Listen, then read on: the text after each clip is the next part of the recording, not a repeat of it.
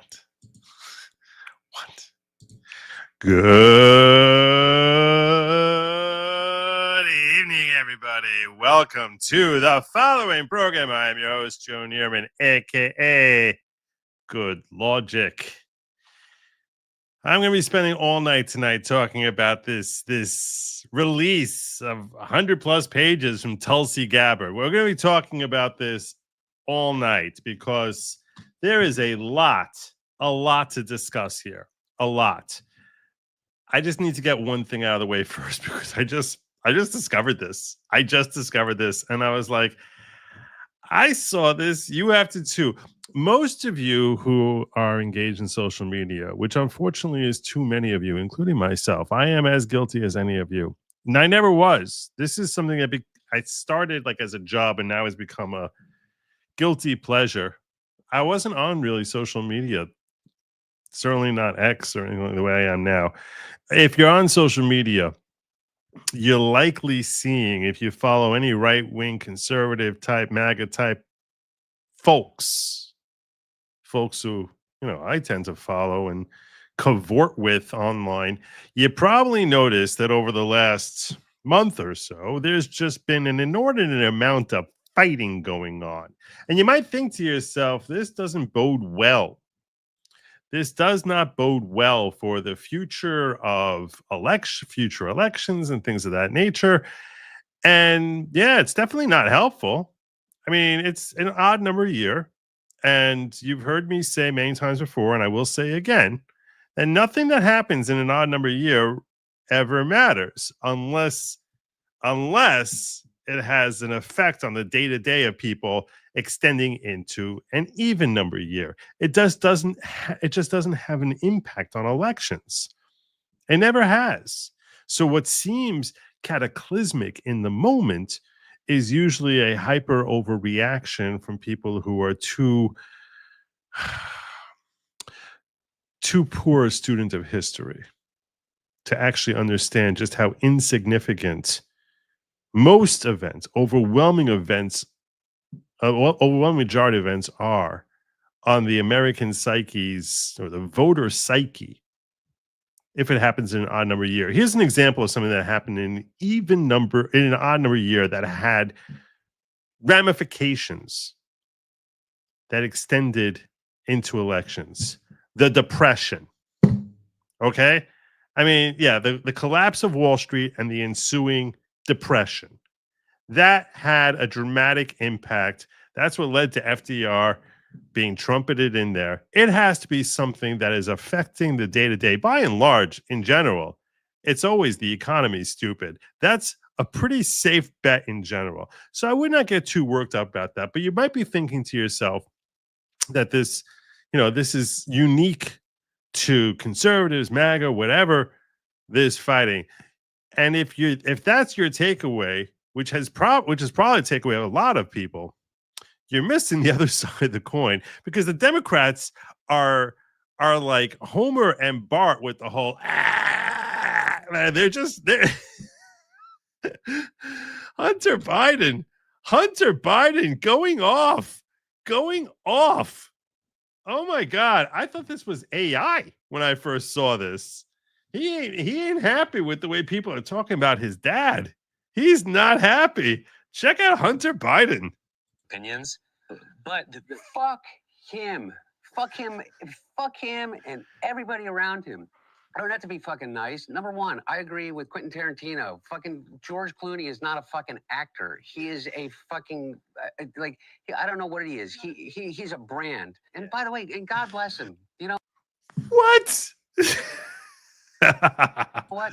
He supposedly treats his friends really well. You know what I mean? Buys them things. And he's got a really great place in Lake Como. And he's great friends with Barack Obama. Fuck you. What do you have to do with fucking anything? Why do I have to fucking listen to you? What right do you have to step on a man who's given 52 years of his fucking life to the service of this country and decide that you, George Clooney, are going to take out basically a full-page ad in the fucking New York Times to me and James Carville, who hasn't run a race in 40 fucking years, and David Axelrod, who had one success in his political life, and that was Barack Obama. And that was because of Barack Obama, not because of fucking David Axelrod. And David Plouffe, and all of these these guys and the Pod Save America guys who were junior fucking speechwriters in, on Barack Obama's Senate staff who have been dining out on the relationship with him for years, making millions of dollars. The Anita Dunns of the world, who's made $40, $50 million off the Democratic Party. They're all going to insert their judgment over a man who has figured out, unlike anybody else, how to get elected to the United States Senate over 7 times, how to pass more legislation than any president in history, how to have a better midterm election than anybody in history, and how to garner more votes than any president that has ever run. And they're going to replace their judgment for his. Not to mention, who's Jake Tapper's audience? Jake Tapper, my mom. Who's Jake Tapper's audience? Oh my God. Oh my God. Wow. I'm skinnier than Hunter Biden. I'm just going to tell you that. Or something. I don't know. well, I don't know. Yeah. For real though, I don't even think it's your mom anymore. No, no, because by the numbers, what influence does Jake Tapper have over anything? He has the smallest audience on cable news, and beyond that, I think that the book is right now on Amazon that he put out. I mean, his ratings just went to shit after he put the book out. You know, they did a 2-week infomercial for it. I mean, it was such a money grab, such a disservice to everybody that he serves with. That the jerk. Oh, I need to interview Hunter Biden. I want Hunter Biden on my show. Hunter. Dude, come on. I don't care if you're on nose candy or not. I don't care. I want Hunter Biden on my show. I have so many people to ask him about. So many people I want to ask him about. Oh my God. Oh my God.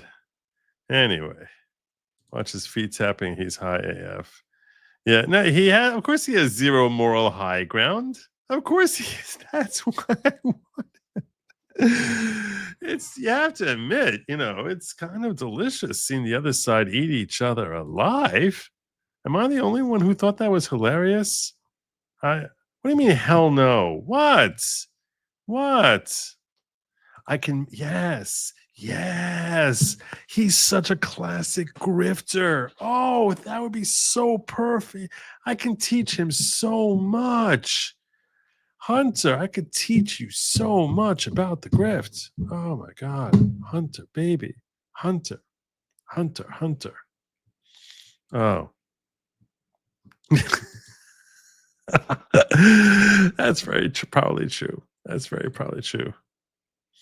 Yeah. All right. I was in the middle of making a goal. What do you guys think I should make for a goal? That if we reach our goal within 2 hours, I will do X. Tell me what you think the goal is. Don't make it that I'm going to have to spend an extra hour here, because when you're seeing everything's going to crap, that's a net increase. That's a net increase. Of course, he's not selling paintings now. He was never selling paintings. He was always, the only thing he's ever sold in his life was access to his dad. That's all he ever sold in his life. Sometimes they called it sitting on a board. Sometimes they called it paintings, but that's all he ever sold. All he ever sold was access to his daddy. And unfortunately for him, nobody wants to touch that leper anymore. So yeah, he doesn't have what he has to offer isn't really wetting anyone's noodle. Is that a phrase? I don't know what the phrase means. You're skinnier than a crack, God forbid. Was that statement a cry for help? Should we be worried? I'll send the scrolls with some nuts for you. Member for 37 months. Oh my God. I should give you 3 horns for that. 3 years. Adrian. I think that's the oldest one. I think you're the graybeard. Sorry, not, you're the wizened veteran. Good job. Great job indeed. Yeah, so she also kicks my butt in fantasy, which sucks. But I digress. No one cares about that. There's only 8 people who care about that. $25 chats. That's what I should do. 20. I don't know if I could do 20. I can do $35 chats. That's an interesting. $25 chats. But what am I saying? What that will do if I get there? That's what I was asking. What am I saying we're going to do? I do need to start talking about this. I have so much to cover tonight. So much to cover. Will you guys? I should start with a poll.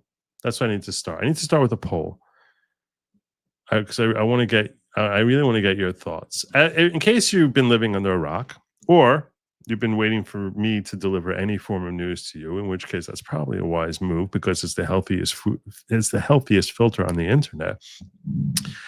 Tulsi Gabbard over the weekend dropped a 100-page report wherein she recommended indictments for Brennan, Comey, and Clapper, three of the top figures in the Obama administration, claiming that they purposefully orchestrated deceiving the American people. And she recommended them for prosecution to the DOJ.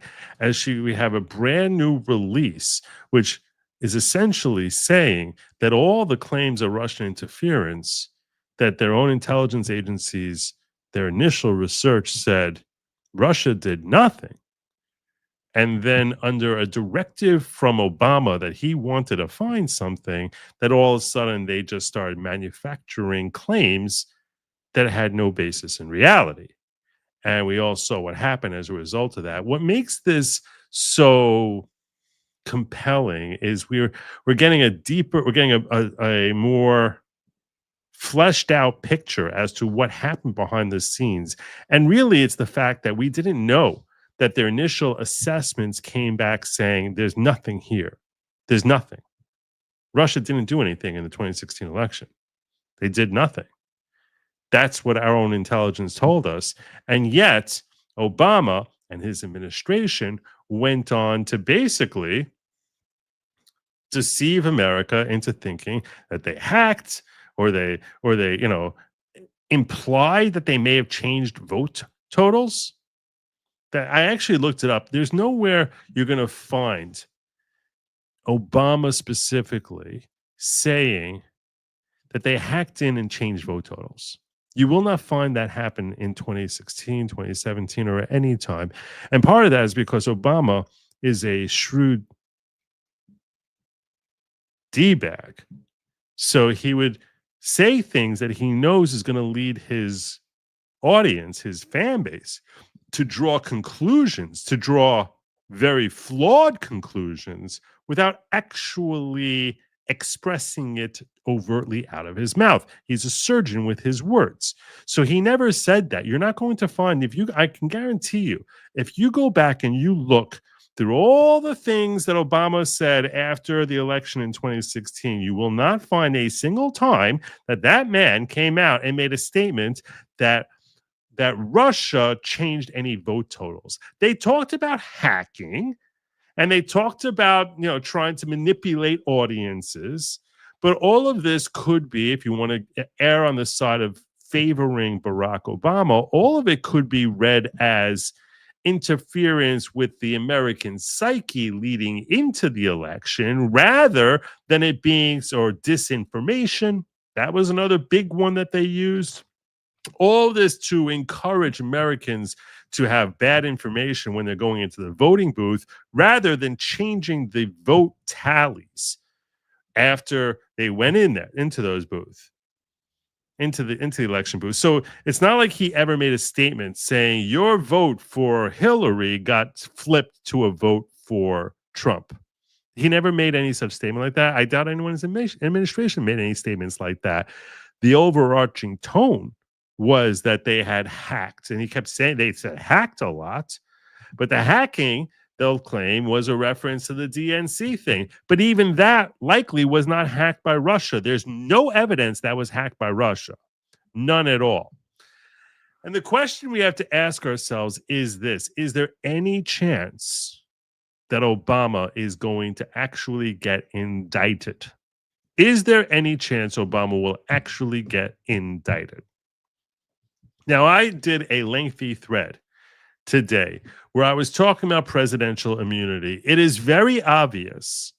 It is blindingly obvious that the left is terrified about the idea of Obama being indicted.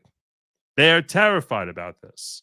You hear it in their denials in one statement after another claiming presidential immunity, that's a complete red herring. So I want to just walk you through that. It's not a complete red herring, but depending on the nature of the charge, most charges that are relevant have a 5-year statute of limitations. All this stuff seemingly happened in 2016.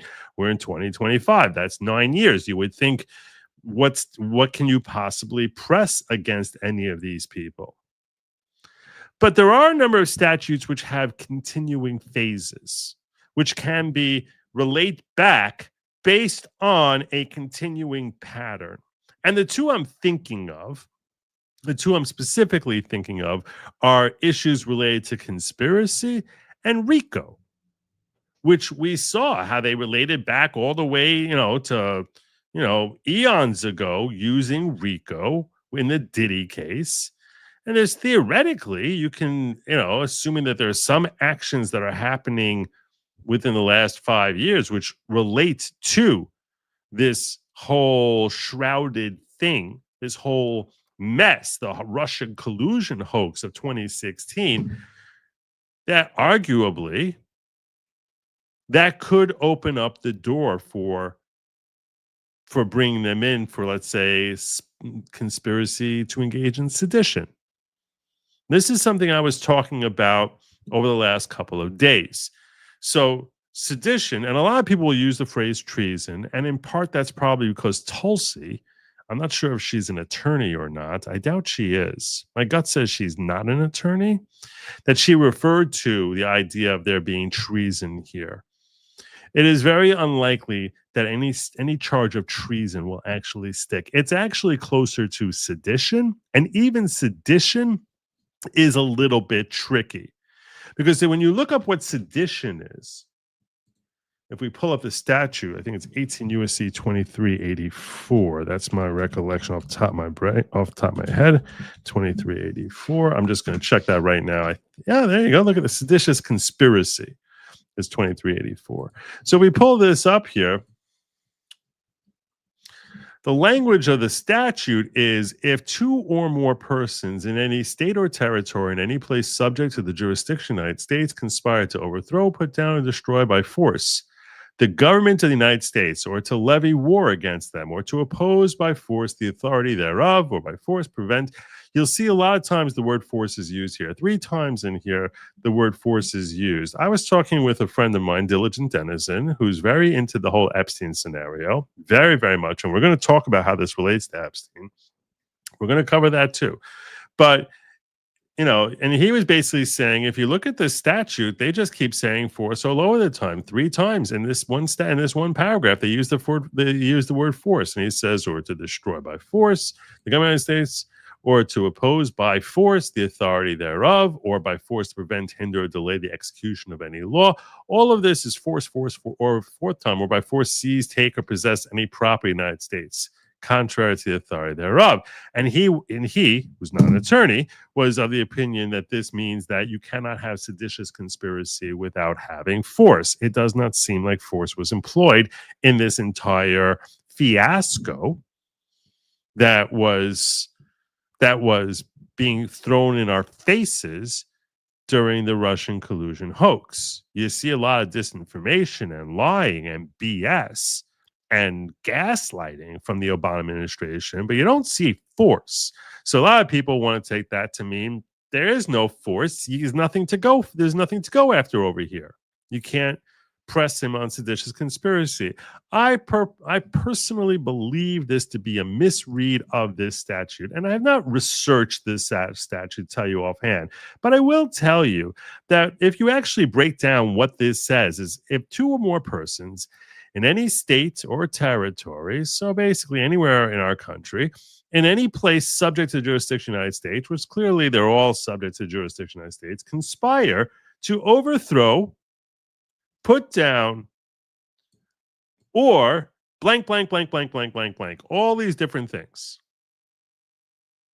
Well, if they're looking to put down the incoming administration, to subvert the incoming administration, I don't think you need to have destroy by force. because that is a phrase that is put together. It's not destroy, and then you include another element of by force, that it's got to be overthrow by force, put down by force, destroy by force. No, all these different times that they use the word force is to say that for this element, if you're going to go it this way, then you need to have force. So if you're going to say destroy, it has to be destroy by force.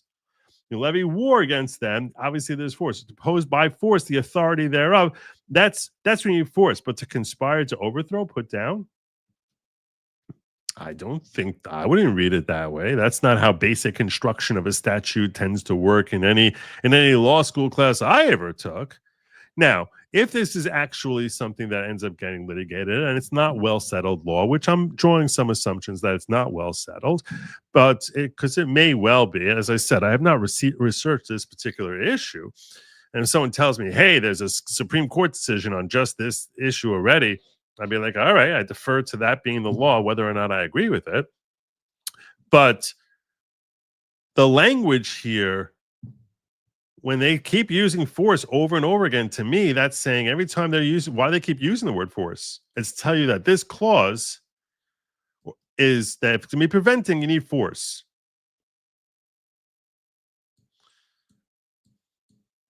And I'll tell you this much, this doesn't say force, to hinder or delay the execution of any law in the United States.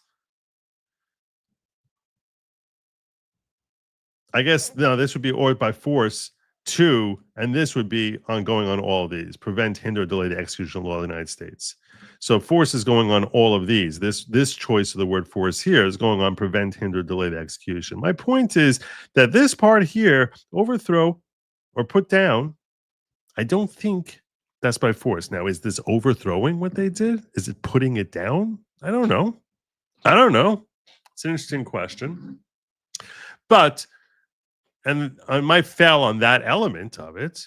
And for that, it could be thrown out. The point that I'm getting at here is I would not as quickly dismiss seditious conspiracy as saying that's an impossible thing to do, especially because a conspiracy can be ongoing for an extended period of time. This would have to be within the last 5 years.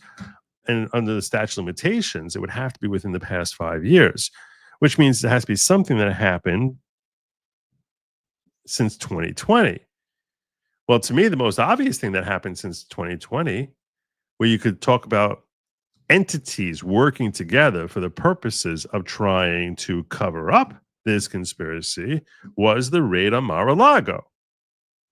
Where you have a raid on Mar-a-Lago where, assuming, like everyone believes, that Trump was taking documents related to Operation Crossfire Hurricane back to Mar-a-Lago, and now Biden and other entities within the FBI are seeking to recover that to help cover up these crimes, that would be an overt act.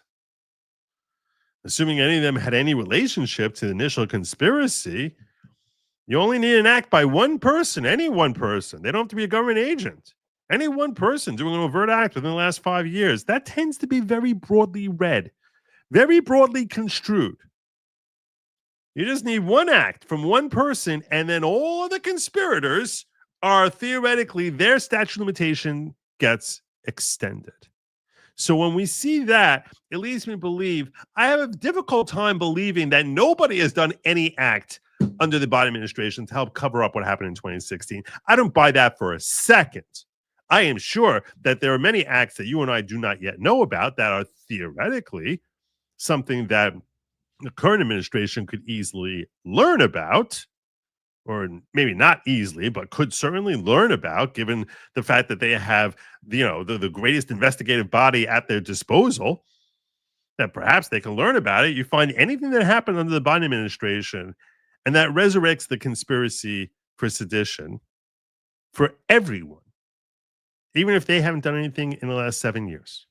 All the co-conspirators are dragged back in by that overt act. Now, that's the one legal thing I wanted to share with you, which is why I think it would be really ironic and kind of hilarious. I was laughing about this. Like, just think about this. I don't know how much involvement Biden had in the initial conspiracy, but it'd be really funny if, in fact, Biden and or Obama got charged, and the basis of that charge was the raid on Mar-a-Lago. That the reason that it's not dead because of the statute of limitations is because they went into Mar-a-Lago. I mean, how ironic would it be that you order a raid on a former president, and that's what leads you to facing criminal charges? To me, I think that's kind of funny. That's just my perspective on it. The other legal thing that I walked through, and I made a whole thread on it today, was the notion and the misunderstanding that a lot of people have about presidential immunity. Now, this does not mean that there are any viable charges against Obama, but I see a lot of people on the left who are seemingly all freaked out, and they're like, don't you guys remember that your guy there created presidential immunity? The Supreme Court bent over backwards to try giving him presidential immunity. They created that. So Obama's got presidential immunity. Go suck it. And so you haven't really read Trump versus the United States, if that's your takeaway. That's not exactly what the Supreme Court said. Now, they certainly recognize presidential immunity. I'm with you on that. But it's not like everything the president does is automatically bequeathed immunity. Specifically, they made 3 buckets. They say bucket A has absolute immunity, bucket C has 0 immunity, and bucket B has basically figure it out because you're on your own. That's what bucket B is. I'm just breaking it down for you. There's bucket A, bucket B, bucket C. Bucket A is, bucket C, that there's no immunity. Bucket C is when you're talking about things that are purely personal actions taken by a president. Purely personal actions taken by a president. That is something that there's no immunity for. Bucket A, over here, where there's absolute immunity, bucket A are things that are functions and are a duty that are the exclusive and preclusive domain of the president. Now, this makes sense. Areas where the Constitution tells him these are functions you will perform, or in theory, if there are statutes that directly guide him that this is your exclusive domain, you're going to handle that, those would qualify for absolute immunity. Which is why I said, even before Trump was, even before Trump versus USA came out, I said that that's how I understood there should definitely be presidential immunity there for those presidential acts. So, for example, he's the commander-in-chief. No matter what any president does, no matter how bungle-headed or brilliant, no matter how disastrous or lethal or self-destructive it is, he has presidential immunity because that is his exclusive domain. So, when Obama orders an airstrike and ends up killing an American citizen, even if he was completely negligent, even if he knew that there was an American in there, and he's like, I'm willing to blow up that thing even with an American citizen in there, that's his call. And that's what we want the president to have, that authority. That's why we elect him to be our commander-in-chief. So he has, and we don't want him bogged down in the moment of, oh my gosh, am I going to face criminal or civil charges for this? Oh, no. Okay, I won't. Okay. So now if you relieve that burden, now he can make that without worrying about his own skin, which is what you want a president, how you want a president to be leading. So that's all bucket A. So we covered bucket C is purely personal. Bucket A is things that are in the exclusive and preclusive constitutional realm, duties of the president that no one else has any say. Bucket B is the confusing one, and it's probably the most, it probably covers it's probably areas, 9 out of 10 things that a president does likely fall into bucket B. Certainly in the function of doing their job, likely falls into bucket B. This is when we're trying to determine whether it's an official act or an unofficial act. And when we're trying to determine something as an official act or an unofficial act, you can't look into his motivations. And we try to figure out what is something that is an official act. And the court is very, very confusing in this decision as to what is an official act. So things that when we're talking about areas, let's assume we decide something is an official act. Because in bucket B, you can have unofficial acts too. So let's assume we find something is an official act. He still does not have absolute immunity. What he has there is a presumption of immunity. A rebuttable presumption of immunity. Meaning, unless it is manifestly outside of his authority, what he's supposed to be doing, we're going to give him a pass. So we assume he has immunity, but if it's manifest that what he's doing here is wrong, is not really part of trying to fulfill his duties, that there's no way that could be the way you're actually trying to fulfill your duties, that carries no immunity. And the court was purposefully vague about this, basically saying it's for the lower courts to figure out. They gave some general guidelines. General guidelines they gave in Trump versus the United States, for example, were, well, if he's consulting with a vice president about what the duties of the vice president are on January 6th, that seems like something that is probably an official duty. It's not in the Constitution anywhere, but it's something that he alone is able to do and, provide his own perspective on it. That seems like something that's probably an official duty. They didn't even say definitively, but we're leaning towards saying that that's probably an official duty. If he's giving a speech and informing the public, that's probably an official duty. But if he's giving a speech at a rally, that's not an official duty. Well, that's probably not. Well, what if he's giving a speech and it's really not clear? Is this a freaking rally, or is this or is this something that he's trying to inform the public? Like the speech at the Ellipse that Donald Trump gave. Is that a rally, or is he trying to inform the public here? Hey, terrible things happen here.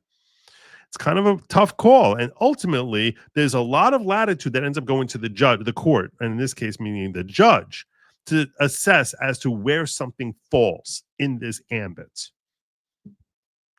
But they're not supposed to be looking at his motivations when they're trying to assess whether or not it's an official duty. What that manifests as, though, is it's really hard. If you can't look at his motivations, it's really hard to conclude that you're starting with the presumption that he has immunity. This would have to be a really egregious act, you would think, a really obvious, like, what the F were you even thinking type of action. But the point I was trying to make, and I drew this example, he's not allowed to, let's say, I hate this guy, so I want to see him dead. And he went out and poisoned him. Everyone would understand, okay, that's a personal act. You're now that's something that he has no immunity for. A common mistake that people make, and when I say people, I'm including in that Justice Jackson, who seemed very confused about this. If he decides to kill that person with poison, and there's no basis for him to do that, there could be a basis for him to try to kill someone if he thinks that this person is a terrible spy or whatever, or for international reasons. But let's assume he has no good faith basis to kill John. That is any fulfillment of his presidential duties. And he says, well, what I'm going to be doing now is I'm going to be using SEAL Team 6 and tell them to execute him. I'm going to have a colonel shoot him in the head and kill John that way. And people will be like, a lot of people, like including Justice Jackson, foolishly and almost with childish simplicity say, well, since he's in his role as commander-in-chief, that you're saying now he has absolute immunity. No.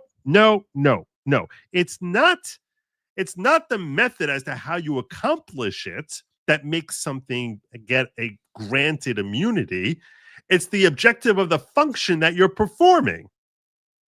So if it would be illegal for him to poison John, it does not now become something that he has immunity for just because he uses one of his exclusive powers. Use of his exclusive power, it does not in any way extend what the nature of what he's trying to accomplish is.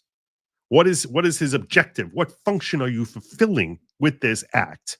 And that's a mistake that Justice Jackson wrote about SEAL Team 6. No, if you're using SEAL Team 6 for a legitimate purpose, then you're right. He has no immunity. And if you're using it for an illegitimate purpose, if he was to have SEAL Team 6 all of a sudden drop down on ropes in the middle of Capitol and just start shooting up one side of the aisle, that would not be something that's legal, and he would have no immunity.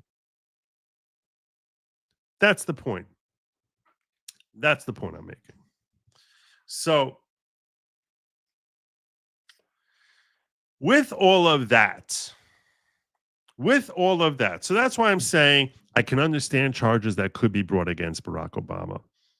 RICO, seditious conspiracy, various other obstruction conspiracy, there are other things that could somehow survive statute of limitations issues.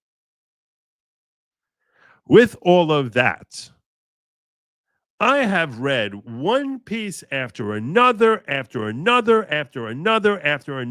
I'm going to tell you right now from the bottom of my heart, I am freaking confused by any claim that Obama has committed a crime. So I just walked you through how, okay, that could be seditious conspiracy, or that could be, he might not have immunity. And you would have to look at, by the way, you don't look at the overarching thing. You sort of have to look at like, well, what was the action he's doing here? What's the action he's doing here? What's the action he's doing here? And just sort of check off, is this an official act? It's not an official act. Is this fulfillment of his constitutional duties? Is it not? And that's what they were directing Judge Chutkan to do in the federal prosecution against him. And that's what would happen with respect to any charges if they were ever brought against Obama. But so there's a lot of actions that we don't know very much about it. We know about memos, and there's emails, and there's things of that nature. And you can understand how a lot of his correspondences and emails are probably official acts. Same way consulting with Pence is probably an official act for Trump, assuming he's consulting about what Pence's responsibilities and duties are. But if he's consulting with Pence about like where he shops for ties, that would not be something that's a presidential act. And you could see that in the same conversation, some acts might be presidential and some are not. Some of them might be official duties and have immunity, and some may not be. So, but I'm dumbstruck. We're going to go through what Tulsi said, what different people are writing, and you tell me exactly where it is that Obama now has committed a crime. Because from what I see so far, I don't see it. Now, other folks may be different. But Barack Obama, and look, I would love to see Barack Obama spend the rest of his life in prison. I think he's a terrible human being, the most divisive force that's ever been visited upon our country. I don't know when we imported this guy, but it was a terrible mistake, and he has been the most destructive force in American history. Yet, nothing I've heard so far seems even really very close to being a crime. And if you guys have more that I've missed, I say, God bless. I want you to walk me through the case here. Walk me through it. Tell me what it is that you think that he's done that's illegal, if in fact you think he's committed a crime. And if you don't think he's committed a crime, that sort of leads me to have this question that some people in MAGA have, which is this just empty red meat to distract us from Epstein? Now, because there's so much pressure about Epstein that if you throw MAGA red meat of we're going after Obama, that alleviates the pressure.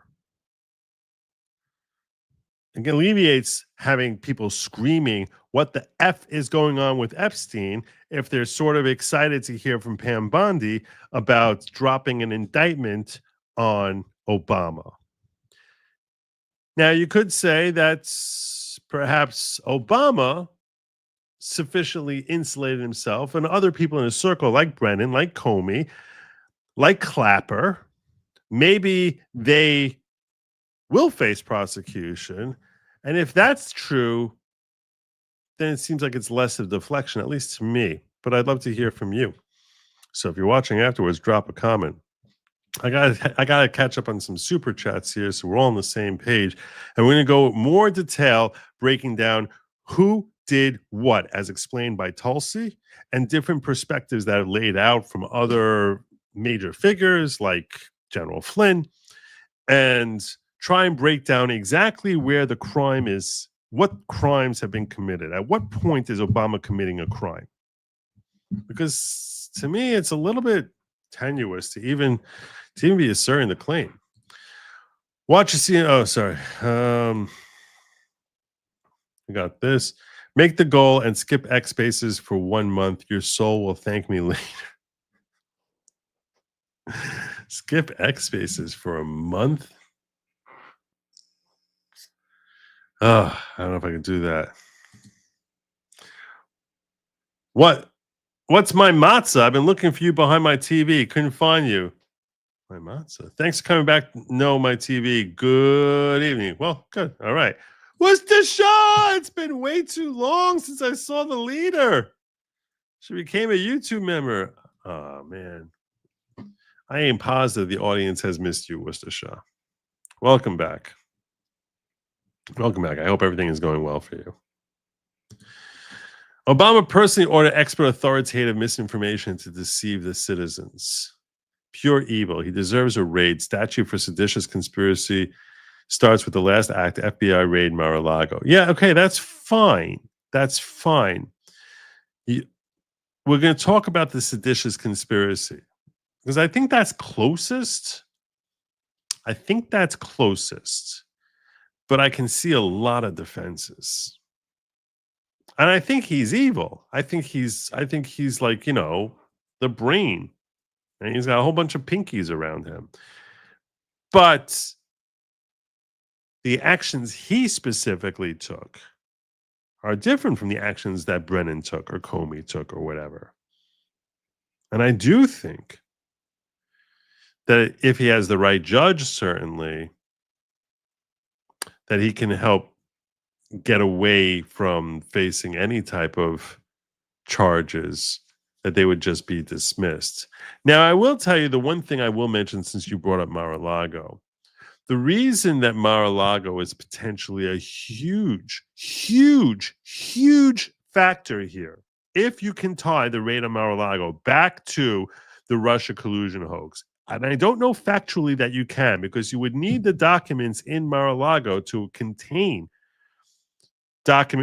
Operation Crossfire Hurricane Crossfire. I always get it backwards. One of those. You would need them to contain those documents. The reason it's so huge in my mind is not simply the timing.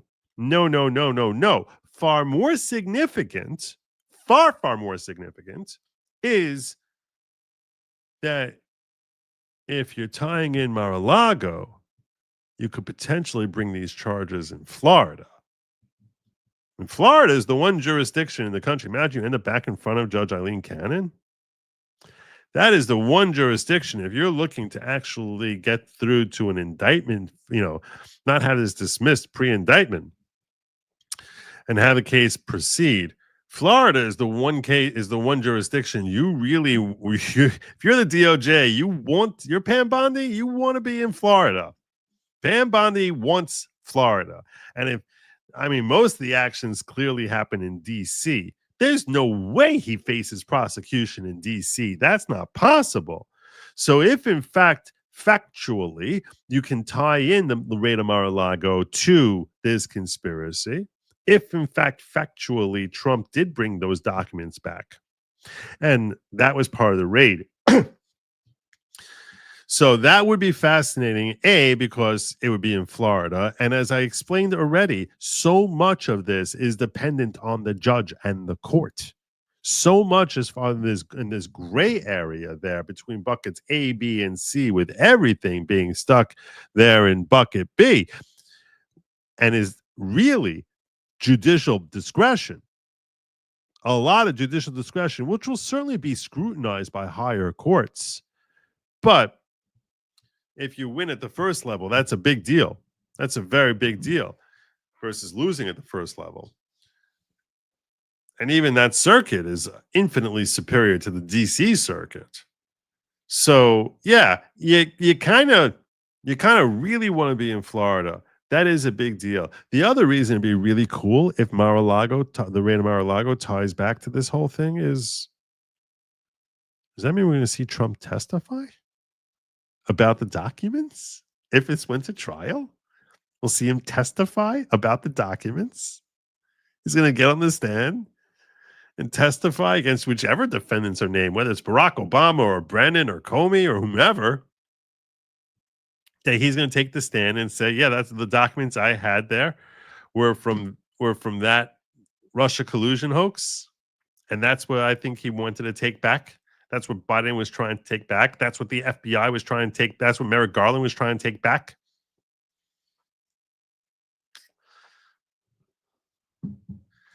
So that'd be cool, wouldn't it? If it's in Florida, Trump goes down there, he has testified about the raid of Mar-a-Lago. Oh, that would be really cool. Is Hunter reinstated on the white roller coaster? I don't know. I am not his sponsor. I don't know. No one talks to me about these things. Nobody tells me. I don't know. It could be. It could be. I'm peeking in on the ghetto just so they don't think I ignore them. I am peeking in. Did I forget to take care of you guys here? I'm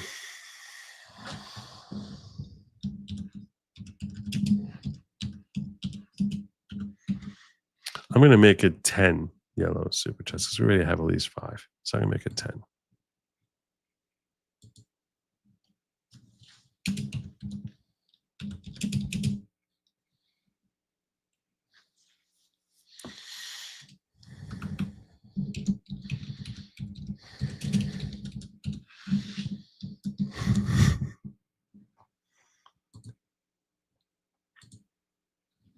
All right. What else do we have up here? What's the shot? It's been Florida Hunters running for 28.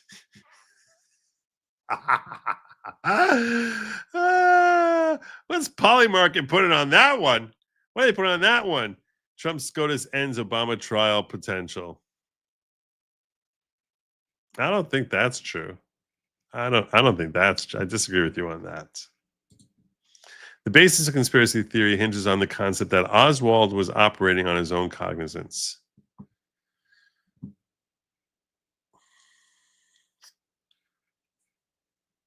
Or I guess was not operating on his own cognizance, right? I think that's what you're trying. I'm missing it. Thad the man! After certification, the president has duty by the Presidential Transition Acts to oversee a transition. What Obama did was the opposite of that. Is that a crime? Is there a criminal statute there? Yeah, he failed to fulfill his duty properly, discharge his duty properly. Is that criminal?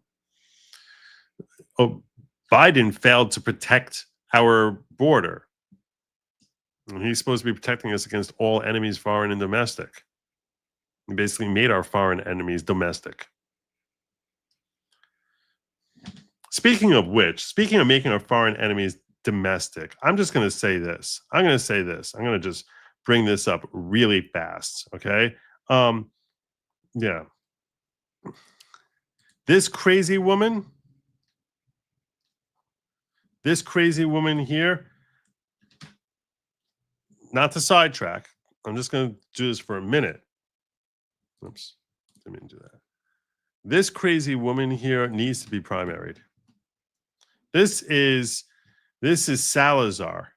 I'm thinking moving to Florida to run against this woman. Oh my God. 27th district is all the way down like in the southern tip. Maybe I'll move to Palm Beach there. Move into Mar-a-Lago land. I'll start a collection. I'll start a Give Send Go so I can buy a house in Mar-a-Lago and become Trump's neighbor. We give them dignity.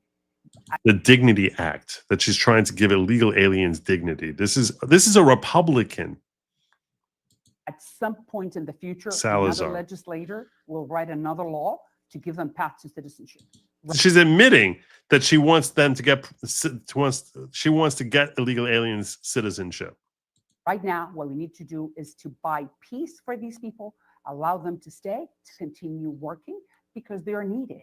You see, what I'm trying to do is to bring some common sense, which is the least common of all senses. You are useless, terrible, hot garbage. To this conversation. And I know that someone from Miami could do it easily because, you know, I was on Univision and I served that community for many years. Apparently, you're still serving them today. Besides, now I'm representing some of their family members. It's easy. The economy needs them. They do not have a privilege. That's a lie. The economy does not need them. You don't know the first damn thing about the economy. Economy doesn't need that. Criminal record. They have not gone into trouble. They have been here for a long time. They have roots in the country. Let them stay. Don't give them any type of federal programs. And allow them to pay taxes, help the Social Security Fund, and let them stay and contribute with the economy. And then the next session of Congress, we'll give them citizenship. Go to hell, you useless shill. With no criminal record. What is wrong with that? What is wrong with that? You just said you want to give them citizenship. It's like, it's not about dignity. This is you're still serving them. You serve them in Univision. We need them. We give them dignity. We need them. Useless. Useless. Laura Ingram saying who's running against Salazar in the GOP primary. Let her go work for an NGO. Yeah. So I just need to get that off my mind, off my chest, because all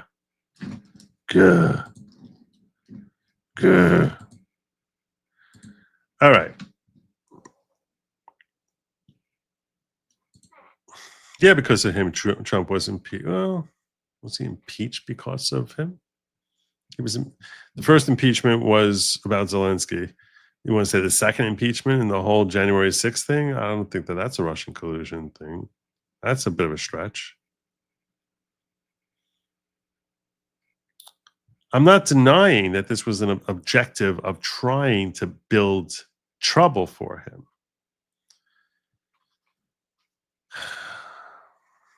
You're not able to look into his motives if it's an official act. You're going to need to be something that was manifestly, and reviewing his presidential daily briefings, I got a hard time seeing that that's not going to be an official act. So once it qualifies as an official act, if he's directing the FBI as to what he wants them to focus on, or the CIA or whomever, what he wants them to focus on, if he's dealing with the Five Eyes, which once he's dealing with the Five Eyes, there he has absolute immunity, because once you're dealing with international things, now he's got absolute immunity on international elements, because that's part of his constitutional duties. So he's negotiating and dealing with foreign entities as president. He has absolute immunity on that. So now you got to look at the other stuff that he's doing with respect to how he's running the executive branch and how he's directing the CIA and FBI. So these all feels like presidential official acts, not part of the Constitution, but that part it feels like, if I was sitting as a judge in that, I'd be like, how is that not in the general parameters of what a president is supposed to be doing? And we're not supposed to be looking at his motives. We're not allowed to look at his motives. Now you need to find that this is manifestly has to be that this is designed for something illegal, which some of you, I'm sure, would come to that conclusion. Maybe. It's tough. It's a tough case. It's a very, very tough case. It's a very tough case. Goal should be to tell diligent denizens, stop interrupting everyone every 3 seconds, especially as they ask people not to interrupt the speaker. He's very, last night in particular, I felt he was very, he had something he wanted to get off his chest. He had stuff to get off his chest. I thought Trump's retribution was a success, not revenge. This is a big distraction from a bad week. Oh, that's what Allegan's saying. And it's consistent with my friend Nate. This is the ultimate nothing burger. Tulsi is trying to cover for the Epstein debacle, presidential immunity, and if you read the documents, she's trying to spend nothing. I think it means spin nothing into something. And I think as I read the documents, and we're about to go through them right now, I read through them, and we'll go through them now, and I'll tell you right now, with respect to Obama individually, I agree it's a nothing burger. With respect to Clapper and Brennan, potentially, there might be something there. But not on what we have alone. And the fact that they came out with this now, before we really have everything, yeah, I think that a large motivation here was find something big enough to knock Epstein off of the front page. And it's not literally front page. I mean, that's an old school term because, frankly, legacy media isn't talking about Epstein nearly as much as MAGA is. But off the front page, I guess off the top, the front feed for your favorite MAGA influencer who's just screaming Epstein, Epstein, Epstein, what the F is going on here? What the hell is Trump talking about? And this way give them something else to talk about. So I would agree with you. It doesn't feel properly fleshed out. In fact, I want to go into right now, I want to get into exactly what Tulsi said. Hey, 21 months, baby. Message not wasted. Good job, you, my friend. 21. I'll give you one of these. I should have hit up I hit Adrian with that 37, right? I gave you that. All right. So with that, let's take a quick gander and see exactly what Tulsi said and what she concluded here. Okay, so she's got Americans will finally learn the truth about how in 2016 intelligence was politicized and weaponized by the most powerful people in the Obama administration to lay the groundwork for what was essentially a years-long coup against President real Donald Trump, subverting the will of the American people and undermining our democratic republic. Here's how. Okay, now, again, as a lawyer, I'm trying to think what exactly are the crimes here? What is the crime? And that's what we really need to focus on because she's referring Comey and Brennan, Clapper to the DOJ for prosecution. All right. So creation of the Russia hoax, real intel assessment. Russia and criminal actors did not impact recent U.S. election results by conducting cyber attacks on infrastructure. Okay. That's what their assessment was. This is something we did not know a week ago.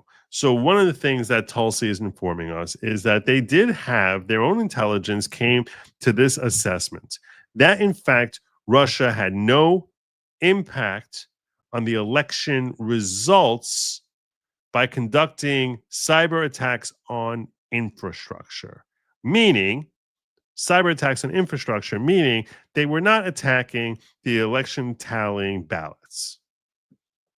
Okay. That's what we have, that the Obama administration knew that they had not flipped any votes in any way that was remotely meaningful. Popping on here, we can translate. Nate, love you, dog. Still subscribing, but just want to cover all the angles like the 10th man. What if Tulsi was being truthful? Can we chance it? I think she is being truthful. I don't see anything that's deceitful. The question is, and I don't think Nate is saying that she's lying about anything. It's nothing here that really leads to any criminal prosecution.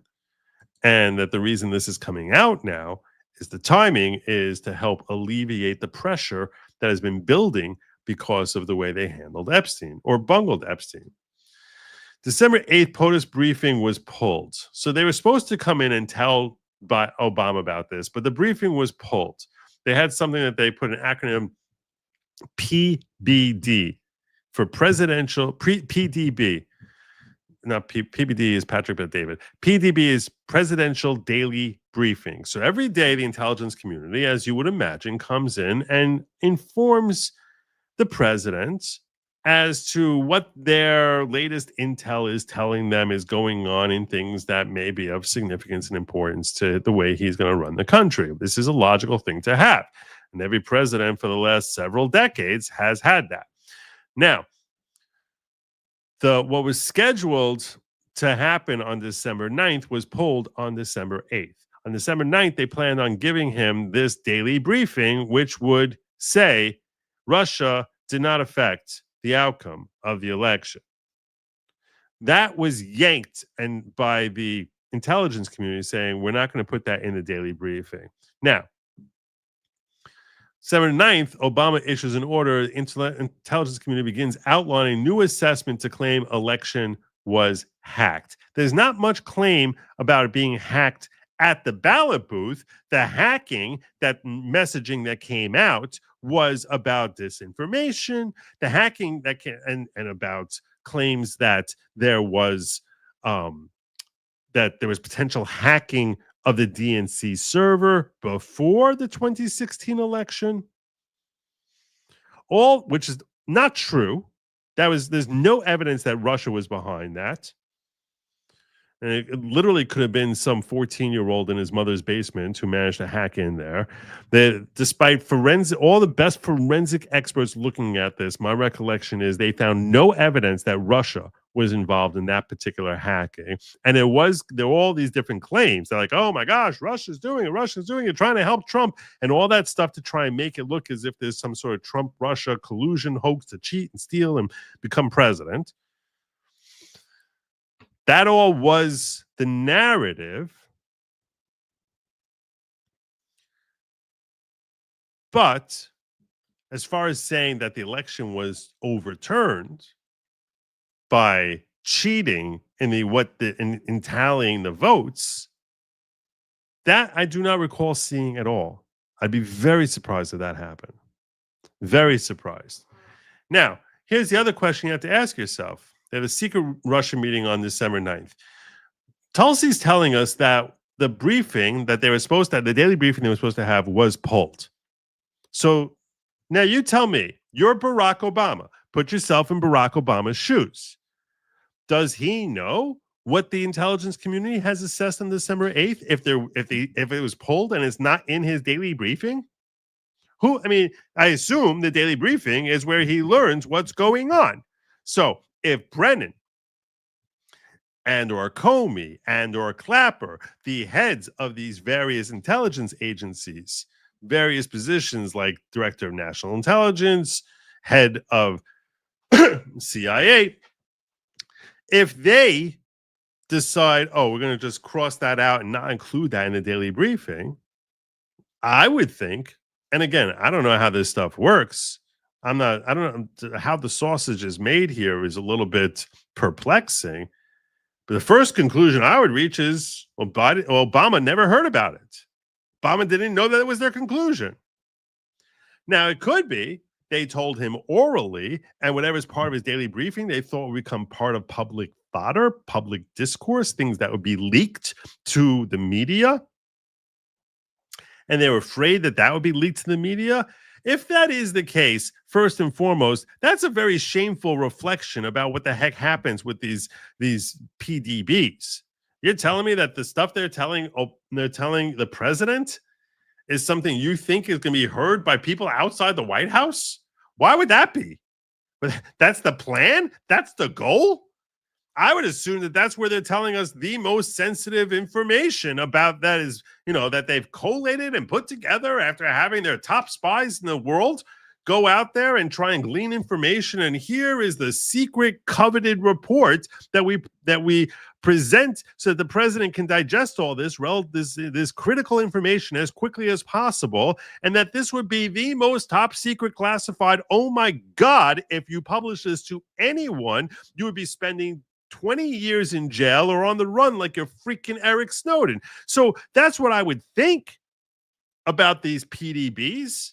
Would you think anything different than that? What's the point to having a presidential daily briefing if all you're going to do is read to him the cover of what's on the New York Post? No, that's not what he's getting there. I would assume that this is really classified, really top secret stuff. And that's also where the president learns this information. Meaning, if it's not in there, if it's not included in there, I would assume there's a really good chance that the president is being kept in the dark and doesn't know anything about it. So if the president doesn't know anything about it, now you want to tell me that Obama is behind this whole secret thing, that he's like, the one who's trying to subvert Trump. The fact that Tulsi is telling me it was pulled from the briefing leads me to have even greater questions as to how it is that Obama can be responsible here. What am I missing? What am I getting confused about here? Is there something I'm missing? Am I stupid? It's possible. It's possible in this area. This is not my area of expertise. This is my area where you're hearing a lot of speculation and conjecture as to how the sausage is made there. But I'm just simply going based on what the very basic definition of terms and how I would think that things operate in the White House. I would assume that the stuff that is in the report of those PDBs is designed to inform and enlighten the president about things that no one else in the country should know. A lot of it, some of it, things that others know, but only certain need-to-know people actually have access to, and that if it's carved out of that report, that he doesn't know about it. It's not like he can get it in the freaking Wall Street Journal. So if that's the case, and Tulsi is telling me now, hey, look, this is something that was pulled out of the report, I have to just, be reasonable here and trying to understand, okay, let me put myself in Obama's shoes. And Obama doesn't know that his own intelligence community has made these assessments that Russia was relatively an innocuous actor with respect to the 2016 election, and that they kept him, says Brennan, Comey, and or Clapper, these three individuals who were putting together the final version of the report, that they are purposefully keeping Obama in the dark. And if he's in the dark, it is all the more reason to say that he is not criminally culpable, because he cannot possibly form mens rea to do something evil if he's left in the dark, because his own freaking administration is keeping him uninformed, purposefully keeping him uninformed. And Tulsi is telling me here he was being kept uninformed. Again, perhaps it relayed to him orally, and they said, hey, for one reason or another, we didn't want to put it in writing here. But then you're going to have to establish how you know that happened. Because there's nothing in writing showing he knew. So there's nothing in writing showing that Obama knew anything. You have to tell me how it is that he knew that Russia had no involvement here. This is the first thing that crossed my mind. I'm like, wait, so if they pulled it out of the PDB, how the heck does he know this? Why would I assume he knows? How would I prove he knows this? How is anyone going to prove he knew this? Tell me if you think I'm stupid. What am I missing here? I should check the chat, make sure maybe some of you are saying, Joe, you're an idiot.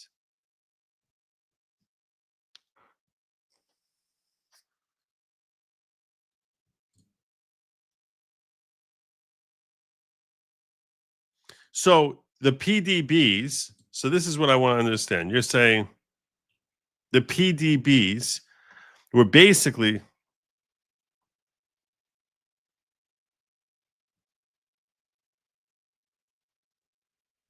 in the dark protected.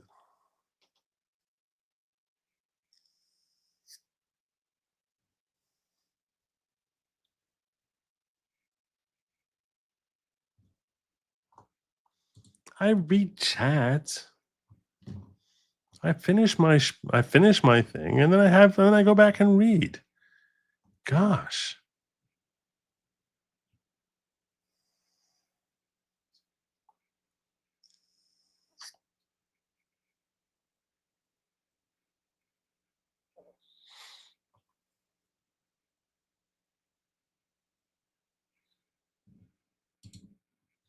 So you want to tell me Obama was not in the dark, and those PDBs were designed to keep Trump in the dark.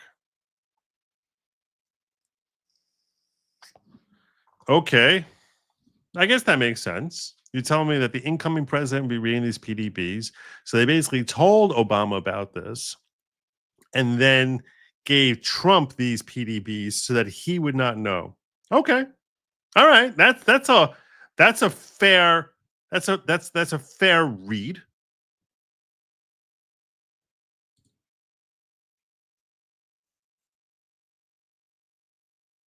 That's a fair read.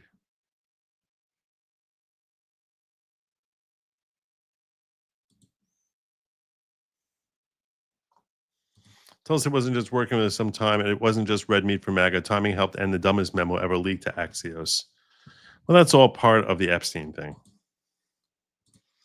Struck page text. POTUS wants to know everything we're doing right at start of first term. Trump moved out White House due to bug problem.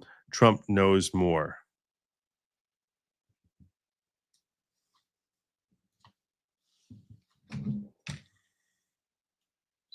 So the conclusion that we're supposed to draw from this is that the reason that it was kept out of it was specifically to keep Trump in the dark, and that they told, okay, look, all you're saying here, to me, that's logical. I'll give you this 100%. And it makes sense to me that the PDBs would be shared with the incoming president-elect. So if you're telling me that the objective here was to keep Trump in the dark so that he would be unaware that Russia had nothing to do with this whole thing. So, okay, I get that's logical to me. You have to recognize at the very least that it does help absolve Obama, because now you need to establish that he knew. And I understand you might have struck page texts and stuff like that about how we're supposed to tell, POTUS wants to know everything we're doing, and that these statements could help imply that they actually were fulfilling his request.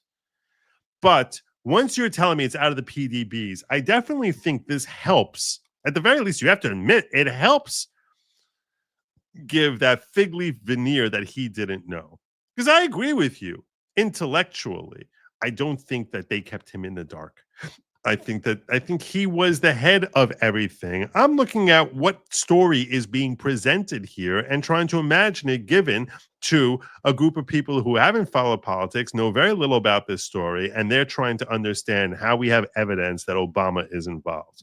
Now, at the same time, the fact that it's carved out does throw more culpability, I would say, or easier culpability on the heads of the intelligence agencies. To me, that makes sense. You're telling me that they want to prosecute Brennan and Comey and Clapper and say, hey, these guys were purposefully carving things out of a PDB so that they could keep Trump in the dark, and or I guess perhaps keep even Obama in the dark. Either way, that they're carving things out in order to help direct how things are going to work into the decisions of the president in a way that is contrary to what they actually know to be the case. Yeah, I can understand that that's subverting the will of the people.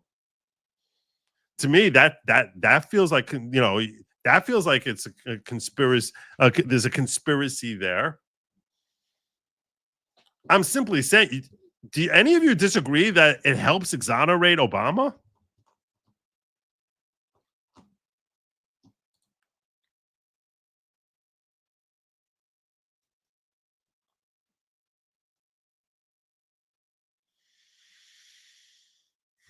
Let's go forward. Maybe we'll do that.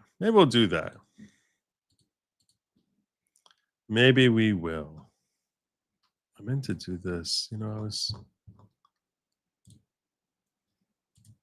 meant to start the chat in the diggers and I forgot, and I apologize.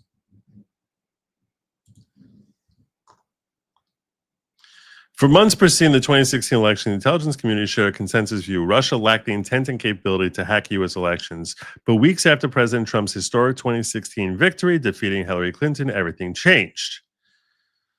So first she's showing that on August 31st, they were saying we're working with CIA on a PDB submission on the threat.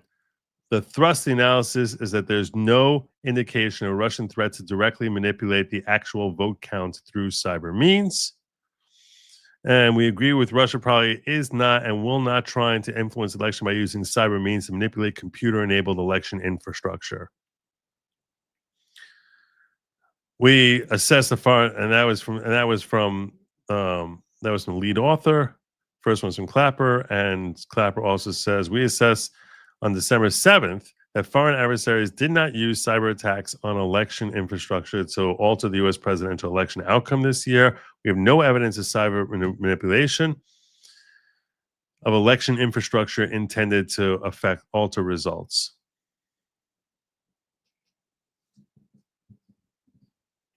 On December 8, 2016, IC officials prepared an assessment for the president's daily brief, finding that Russia did not impact recent U.S.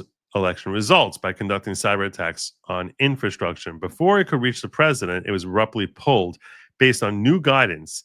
This key intelligence assessment was never published. So this is December 8th thing that was not published, so Trump would not have seen this.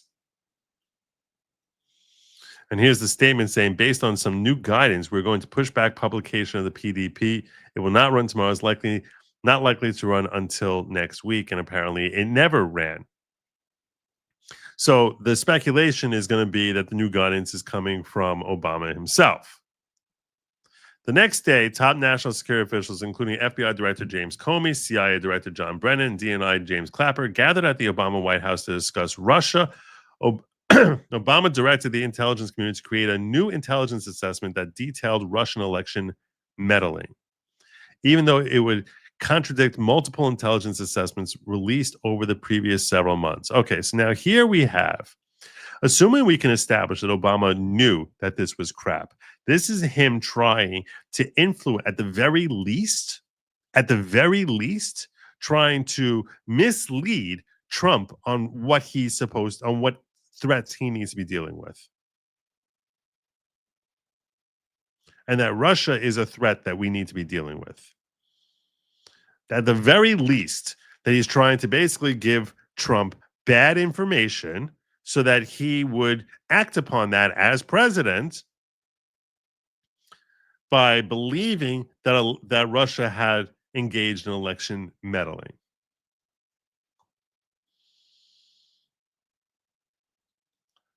So there's an email to the ODNI leaders which says the IC is prepared to produce an assessment per the president's request that pulls together the information we have on the tools Moscow used and the action it took to influence the 2016 election, an explanation why Moscow directed these activities and how Moscow's approach has changed over time going back to 2008 and 2012 as reference points. ODNI will lead the effort with participation from CIA, FBI, NSA, and DHS.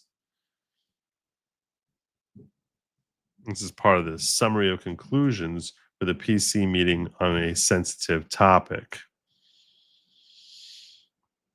Obama officials immediately leaned on their allies in the media to advance their falsehoods. Anonymous intelligence community sources leaked classified information to the Washington Post and others that Russia had intervened to hack the election in Trump's favor.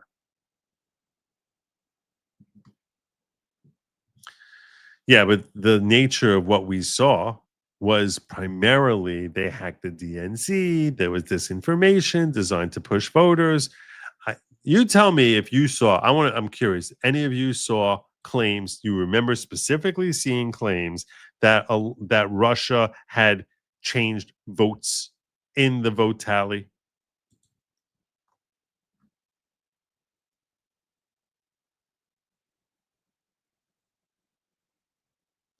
So Allegan saying yes. He said, I remember post-2016 NPR, a lot of news was covering possible election cyber attacks and how to secure elections. Sound a lot like post-2020. That's NPR. That's not the government. What's more likely? A, intelligence community actively lied to multiple presidents. B, staged and set up Trump without direction from commander-in-chief. No. Or C, took direction from the office of the president to leave a trap. You need proof beyond reasonable doubt, though. So while I'll agree with you that C is the most likely thing, and I appreciate the generous chat, you need proof beyond a reasonable doubt. Now, you do have that email, which, that reference to this is what he told us based on this new directives. We have new directives now, new things coming now. Okay. You think they're going to turn on Obama? You think they're going to testify? Oh, yeah, Obama told me this. You think Brennan's going to flip an Obama? You think Comey's going to flip an Obama? You think? You think?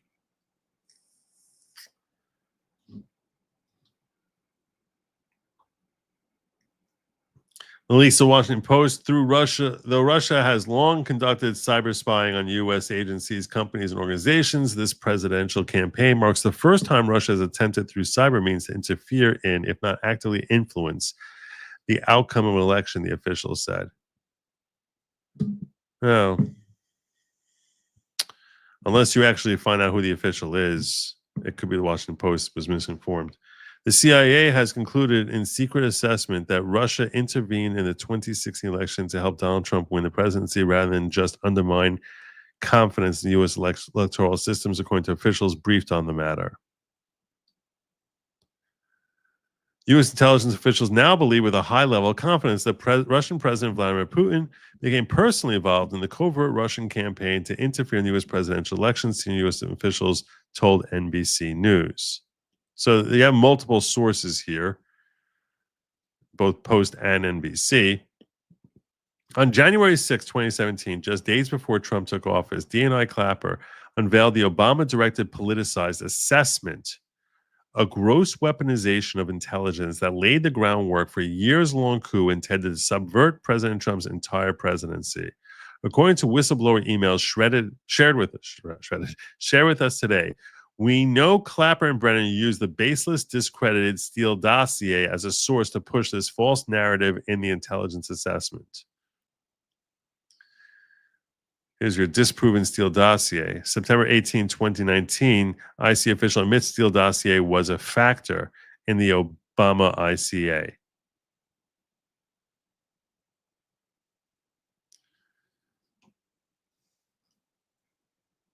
Shelby believes this should be responded to by the NSC as the dossier is a factor in the 2017 ICA on the election interference, in which the assessment of the document was added as an annex.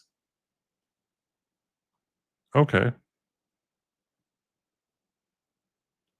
Please review the attached document and conduct a search for the time period of May 2016 through February 2017 of all records of communication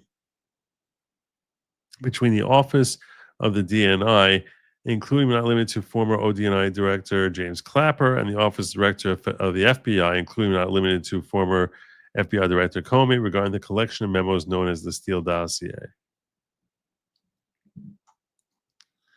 These documents detail a treasonous conspiracy by officials at the highest level of the Obama White House to subvert the will of the American people and try to usurp the president from fulfilling his mandate. This betrayal concerns every American. The integrity of our democratic republic demands that every person involved be investigated and brought to justice to prevent this from ever happening again. I'm providing all documents to the DOJ to deliver the accountability that President Trump, his family, and the American people deserve.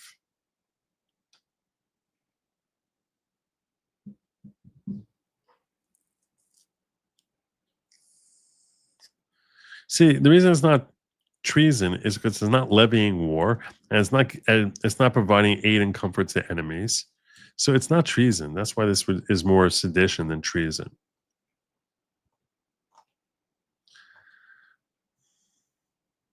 And I agree. No one will believe until we see perp walks. I agree with Jack Lombard on that.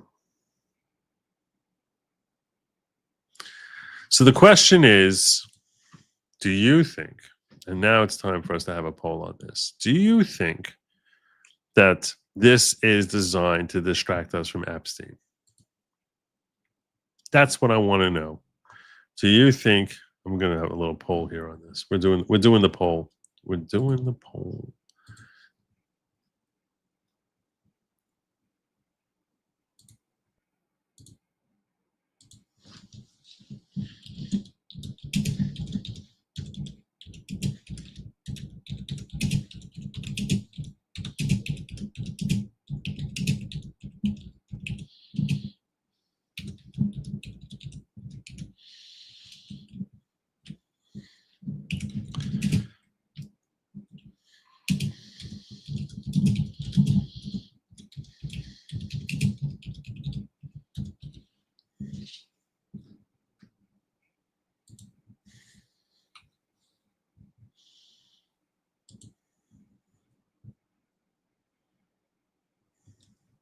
There's your poll.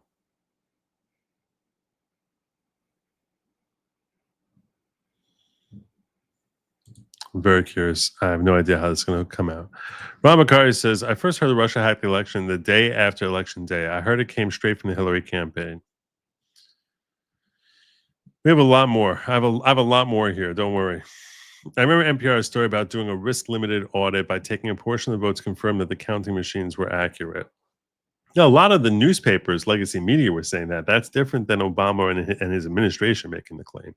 Those are two different things. You're always going to have lefties screaming, hey, we were robbed. In the same way, that's just what's going to happen. Yeah, the losing side is going to say we were robbed. We even heard it in this election, for crying out loud.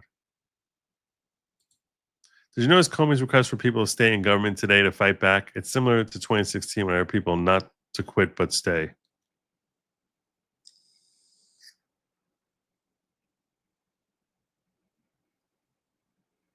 Stay in government today to fight back. I don't follow Comey very closely.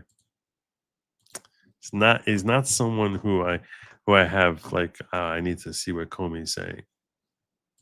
Perhaps I should be following more people on the left, but I'm really not. Very, very few people on the left that I follow.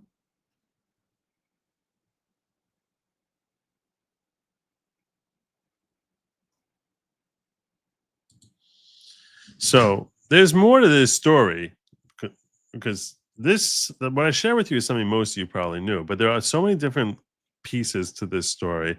As we start getting to the Hillary Clinton element, I'm told there are text emails indicating Hillary Clinton campaign aides directly coordinated with the Obama White House, NSC, state, and intelligence community officials in efforts to dig up dirt tying Trump to Vladimir Putin in 2016. That's developing. I thought that's what the whole Steele dossier thing was. That's Paul Sperry from Real Clear Investigations. He also said, note the text messages and emails would constitute material evidence of potential violations of the Hatch Act by Obama officials and provide another data point in broader criminal conspiracy, which would obviate statutory time limits for prosecutors. Well, it wouldn't be Hatch Act if Obama was on board with it. So I'm not sure about that. I'm not sure about that. Although then I guess you're forcing them to choose their poison. Are you going to say Obama knew and directed us to do this? Or are you going to say he didn't know, in which case there's a Hatch Act violation?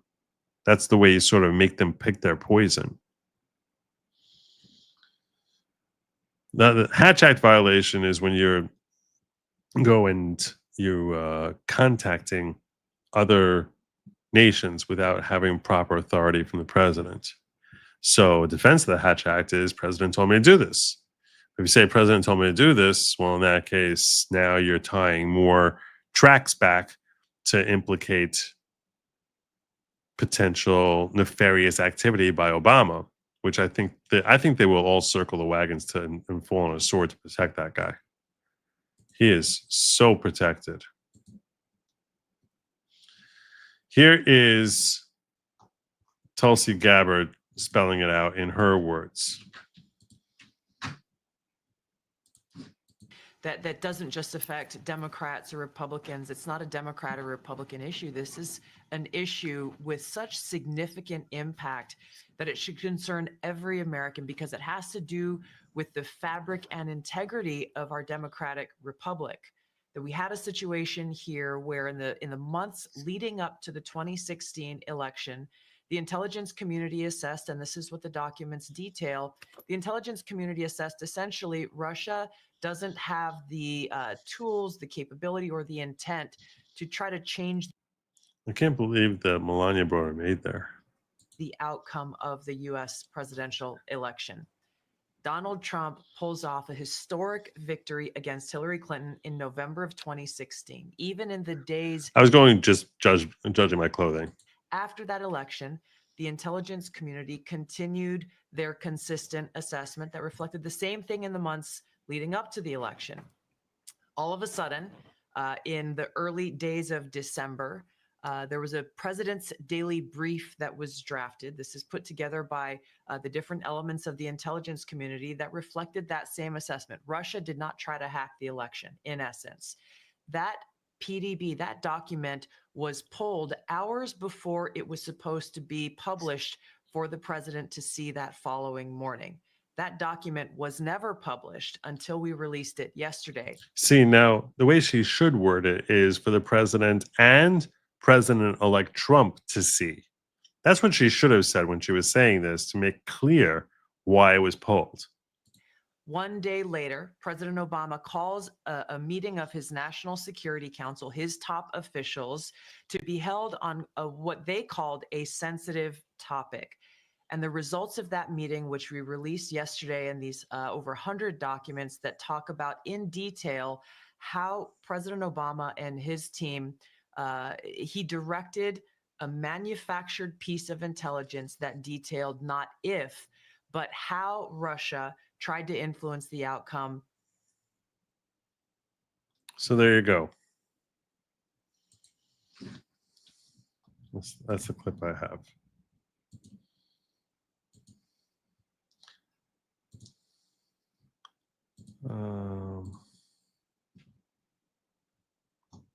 Now, a lot of people are trying to say that this is really huge news. Here is Michael Flynn on this with Steve Bannon. I will feel vindicated when I... Whoops. Slow it down for human speed. Well, we'll try to do 1 1/4. Let's see if we do 1 1/4 because it's a little long. see Barack Obama get, have Amen. Handcuffs on, being escorted from his house and being brought into jail. First of That's General Michael Flynn.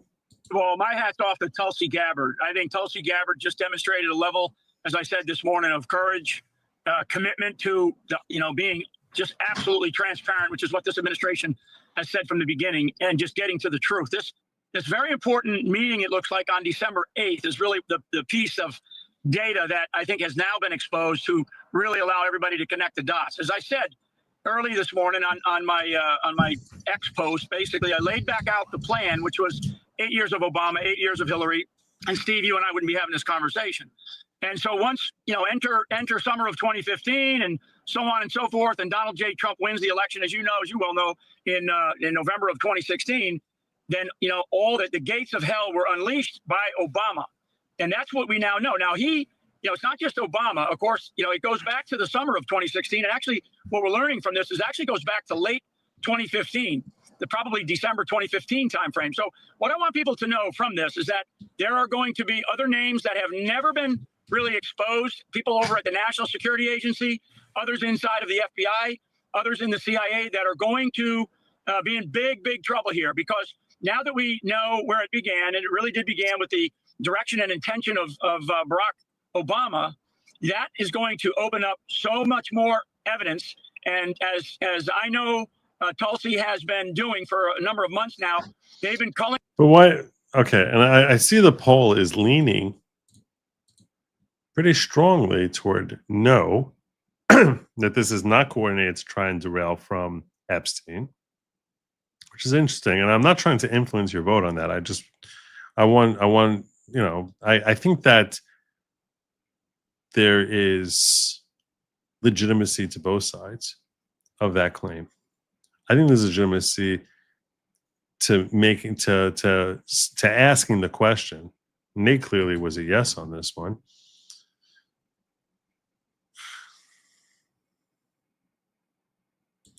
You're saying Tulsi said whistleblowers have come forward since release. I read she's been working on getting these docs for months, so no to Epstein distraction. But what about, so if it would come out a month from now, okay, fine. But what about the fact that it came out feels a little premature?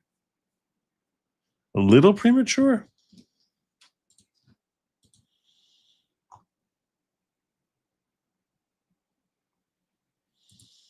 That's just the media saying that the media is the mouth of the intel community. Fair enough. Fair enough. Especially when they're getting leaks, right? But again, I'm thinking as a lawyer relating it back to the administration. So there's what we can consume and divine based on what we know, and then there's what is potentially usable as evidence. But you are correct.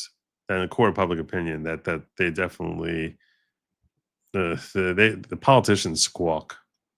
DC squawks a lot. The Hatch Act also limits political campaigning by government officials, except for the president. Oh, this is what you're correct. I was thinking of the Logan Act. I've done that. I've conflated those two probably half a dozen times. I don't know in my brain. I always jump those two together. I'm not sure how that would be a Hatch Act violation, what she was describing there. But I'm not even sure. I don't understand how that's a Hatch Act violation. Logan Act makes more sense. Through all this evidence, and that's why you saw recently the open investigation on Comey and Brennan. That's just the first shot across the bow for what I'm calling either, you can call it a counterpunch or you can call it a counteroffensive. But President Trump, you got to believe he's fully aware of all this. This is why, I think the last few days and maybe weeks, you've seen a level of frustration. And it doesn't mean that, everybody's off the hook on some of the other issues that we're dealing with. But this is the biggest crime in the history of the United States of America. As I said, I think it was yesterday, Steve, that, this is a moment that is really surreal for many people in the U.S. that never felt like we would ever go through or experience a coup.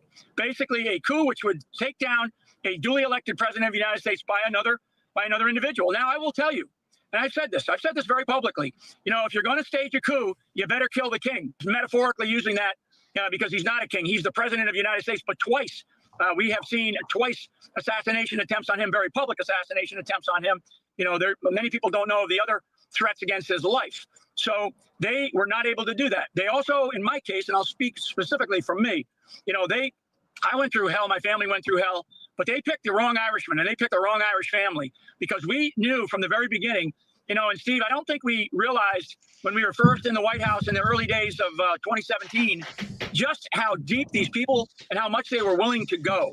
And now what we're learning, and I've known this. I've just written just published a book on it called Pardon of Innocence because Trump had to use his pardon power to pardon an innocent man. Most people think I spent time in jail and was convicted. And, my case was dismissed because of egregious government misconduct. So we now, I feel vindicated? I will feel vindicated when I see Barack Obama get, have Amen. Handcuffs on, being escorted from his house and being brought into jail.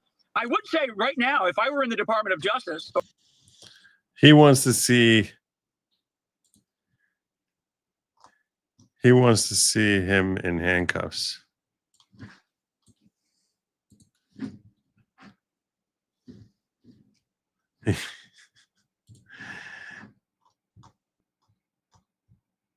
That's what this is.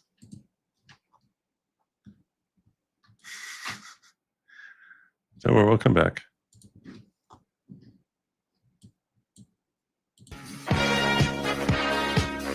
You're going to have this music. That music's not going to work. That music's totally not going to work. AI is amazing. There's no way to be down. I say, young man, pick yourself off the ground. Oh, that was flat. To be unhappy. There's a place you can go. This is great. This is so good.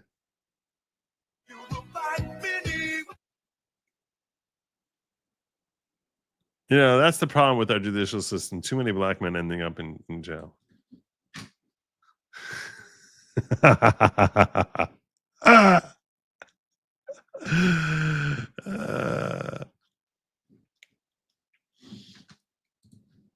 You all would appreciate that. Or if I was in the White House, I would demand that the Attorney General immediately take away the passports from these individuals who we know have already been named. And there's some others that have not been named yet.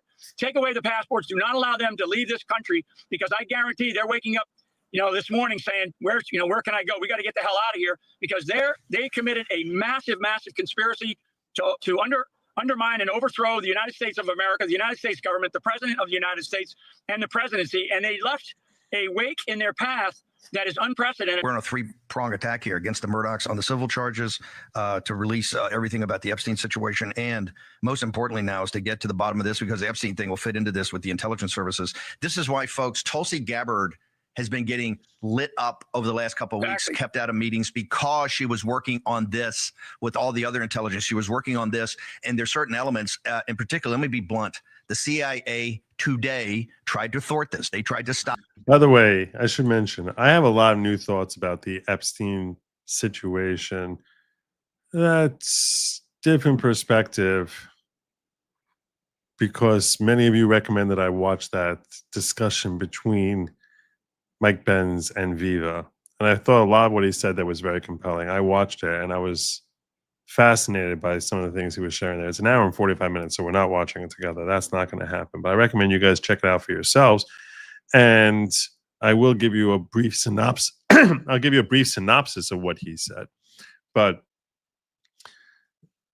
essentially, when we're talking about the whole Epstein situation, when I've been describing this, the Epstein list and all the anger that MAGA has been feeling, what we have is two buckets. That's how I keep phrasing this. Two buckets of vile activity by Jeffrey Epstein. There's bucket A is the stuff that he was consuming for his own personal use. And then bucket B is the extent to which he was providing underage girls to third parties, presumably at the behest of some intelligence agency. And as I pointed out, Ghislaine Maxwell was indicted for all the stuff in bucket A. Personal use, personal use, personal use, personal use. The reason Maureen Comey was lambasted during the Ghislaine Maxwell, before, during, and after the Ghislaine Maxwell trial, is because all of the fixation was about individuals who were wronged and forced to engage directly with Jeffrey Epstein individually. And we heard nothing about third parties like Prince Andrew, Bill Clinton, or other individuals who are believed to have been provided that vile type of conduct by Jeffrey Epstein. Mike Benz, in his interview with, he's been on Charlie Kirk and also with Viva Fry, and he spelled it out in much larger detail, because Viva gave him an hour and 45 minutes, Charlie Kirk gave him 10, where he was basically explaining that if you look through Jeffrey Epstein's life, what we know about his life and the timing for where he was during all the different things that he was engaged in his life, and you, for a moment, are able to put aside the disgusting way he abused hundreds of girls and look at how he potentially amassed that great wealth which he managed to amass, what you will see is, first and foremost, he stole a lot of it through various Ponzi schemes and things of that nature, hundreds of millions of dollars, through relationships with Les Wexner and other individuals, which got him more hundreds of millions of dollars, and that he established international financial ties throughout the world. Various companies, some of them purportedly legitimate, some of them likely illegitimate. And what Mike Benz describes is that the way the CIA has been operating since the 70s, and he talked about another individual, I think his name was Bradford, I'm not sure, something with a B, but that he basically was describing how the CIA, because they cannot get funding for a lot of what they do, they will turn to private individuals who are not considered agents. They are not considered assets. They are classified as being cooperative contacts. Cooperative contacts. And they tend to be wealthy individuals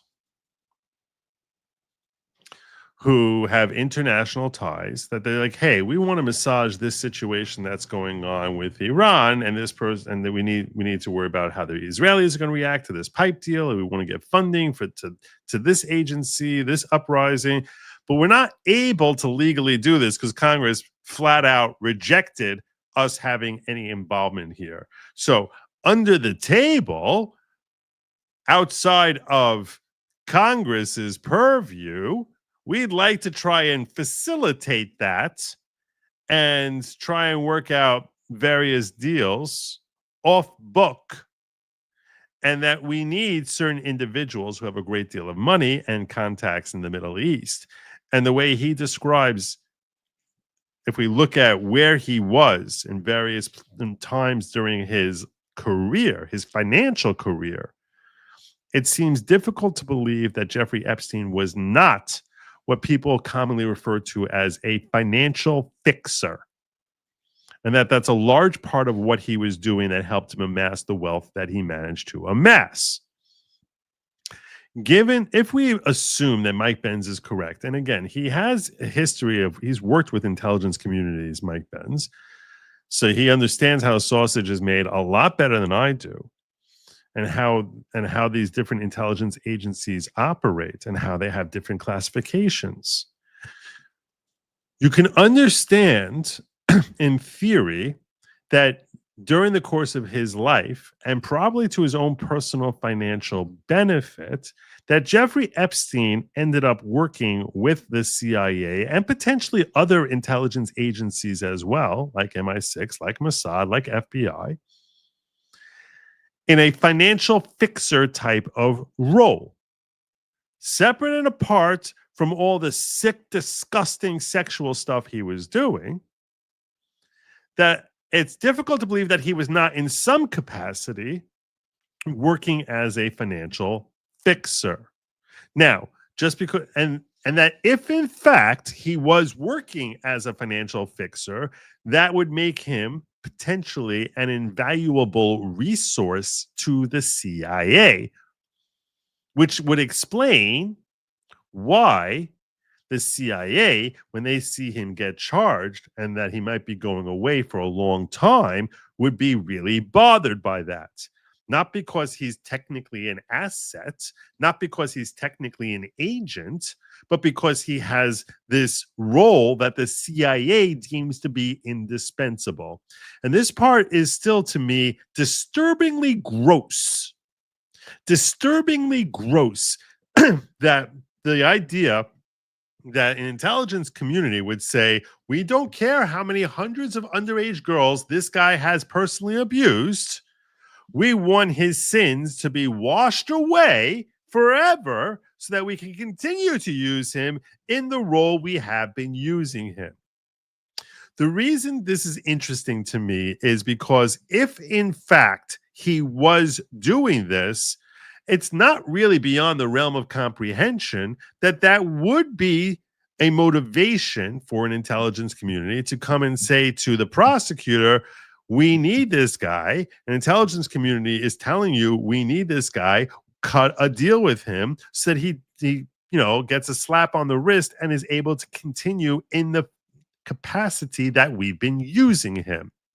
Now, Mike Benz is quick to point out this, even if he was working in that capacity, which it makes sense to think that he was, that does not mean that he was not also working in a capacity of blackmailing, extorting, and providing girls to third parties, meaning he could have been doing both. It's very possible he was doing both, and we know that he said historically that the intelligence community, that is the nature of how they tend to operate, that they will try and find ways to turn screws on individuals and put people in positions where they're able to provide illicit type of things of that nature, and for the purposes of trying to bribe, extort, and control various powerful figures. The reason I bring this up is because, yes, that's definitely something we need real freaking answers on. And we should not rest until we get these answers. And we need to keep pushing on it to find out whether or not the intelligence community was knowingly pushing him, knowingly encouraging him to feed to feed the sexual appetites, the twisted sexual appetites of powerful figures like Prince Andrew, like Bill Clinton, and perhaps, I don't know, Ehud Barak, whoever you want. Whether he was purposefully put in that role or not. And even if he wasn't put in that role, whether in fact the CIA, Mossad, MI6, whomever, was aware that he was potentially doing that, even if they didn't set him up for that reason, but that they're aware that he's doing that. You have to imagine intelligence community who has a cooperative contact is probably keeping pretty close tabs on the guy.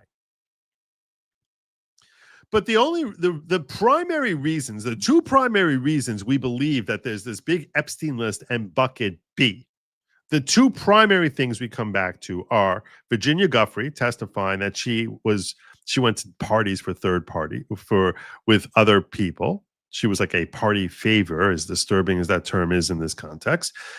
And the reference by Acosta, the prosecutor who cut him that ridiculous sweetheart deal, that his reference was, he made reference to intelligence. When he was questioned about what did they tell you about intelligence, is he an asset? He said, no, he's not an asset. And what Mike Benz points out is he probably is telling the truth when he says he's not an asset, because that has a term, a defined term within the CIA.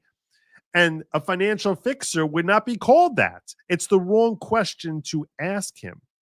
The proper question is, was he a cooperative contact? This way we start getting verification that, in fact, he was filling a role as a financial fixer.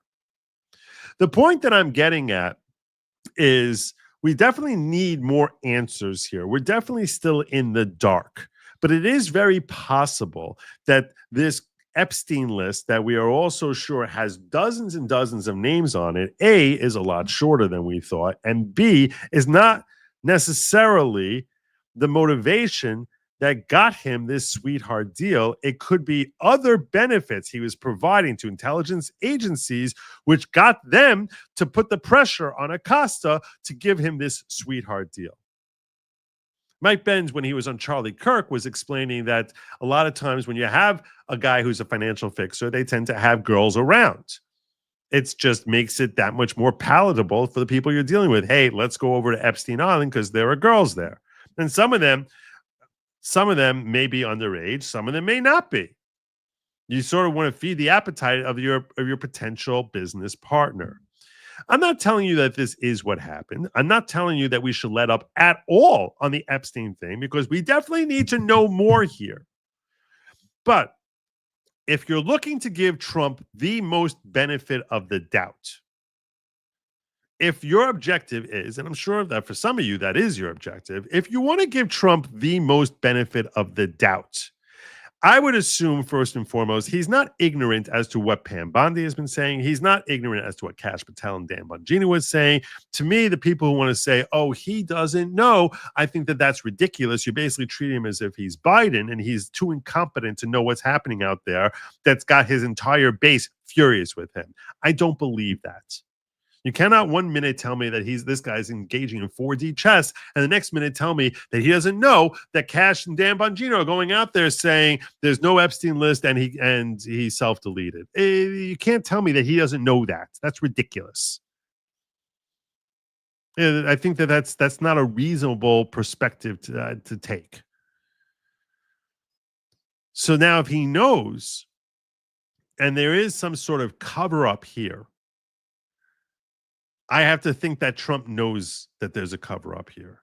And then I have to ask myself, well, this guy who I trust to not be evil, to not stand and side with the satanic forces who would put someone in a position to do something like that, that perhaps he's not standing with that. Perhaps, maybe, his objective is that he knows that there are other sins. The financial fixer thing, perhaps there are things that were illegal, scandals that would come out if American public learned about different roles that he took as a financial fixer. Perhaps outside the purview of Congress, and certainly outside the purview of legacy media, perhaps breaking the law, that there's a law saying don't fund this revolutionary group, and the CIA was doing that, and he was an integral part of funding this group. That there would be a tremendous scandal which would come out if, in fact, it was confirmed he was a financial fixer. And this helps me at least look at Trump, that he's keeping mute on this, and he's trying to help cover this up, not because he's standing behind some sick, demented pedo, but because he feels as if that there would potentially be international backlash if, in fact, the nature of his being a financial fixer is something that would hurt American relations with countries in South America, in the Middle East, in the Far East. That there would be a backlash if this became a big scandal that became public that he doesn't want to deal with. And it's such a terrible backlash to him that he's willing to actually give the appearance that he's willfully protecting the conduct of the most evil, vile individuals and leaving the American public believing that, in fact, there is this massive long list, and that the CIA or MI6 or Mossad or FSB or whomever was purposefully trying to throw these underage girls to the wolves so that they could extort, blackmail, and things of that nature, when in fact he knows, Donald Trump knows, that that's not what happened. That's how you can give Trump the most benefit of the doubt if you're looking to give him that benefit of the doubt. Now, you don't have to be looking for that, but I'm simply saying that's how I try to grapple with this. And still, at the same time, I want answers. I want to know what the hell happened here. I want to know the nature. Even if you tell me he's a financial fixer, you can confirm for us he's a financial fixer without telling us what he was fixing. Leave that to speculation. You can come out and you can say, hey, and this is what I think Trump should do if my theory is correct. He should come out and say, look, Jeffrey Epstein was working as a cooperative contact with the CIA, with the FBI. I don't know, maybe with Mossad. I don't know with whom. But he was basically working as a financial fixer. And then they learned that, hey, this sicko has this demented appetite and has abused hundreds of girls. And because of the nature of what he was doing on the financial side of things, various forces said, hey, let him get a mild slap on the wrist for that so that he could continue in the capacity as being a financial fixer. And because of international politics, we cannot go into detail the nature of what type of financial fixing he was doing. I would far prefer that. And I think that would at least help us verify that this theory is correct without compromising any international relationships. But I'm very curious about your thoughts on that. And I still think it's gross and disturbing to think that someone could be that evil to all those innocent young girls and get a slap on the wrist because, well, you're too valuable. We need you too much. That's insane. That's insane. A sick monster.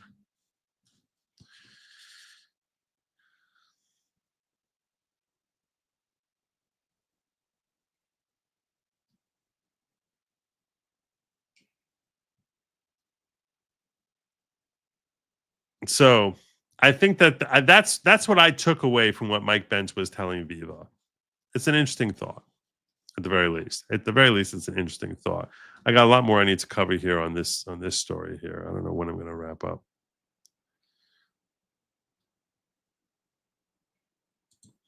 Information is information. Doesn't matter in timing. We can walk and chew gum. I hope so. Joe, wait until you find out that this is the same time frame Fauci gave EcoHealth Alliance the COVID. So many evil people in the world. Every time something comes out at any time, someone always calls it a distraction from something. I think that's true. That's for your 20 months, Wrestler Town. Bondi, let Tulsi show you how to deliver info. Oh, yeah, she did. It's true.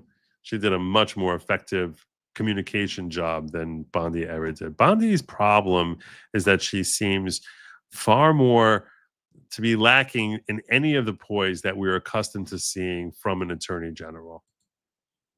Her poise levels are so low that it doesn't even matter what she's talking about. She has a girlish giggle or too much of a smile or trying too hard to deliver the resounding win we had today. It just it comes across as lacking professionalism, and when she's caught tripping over her own words, she starts stumbling like a little girl.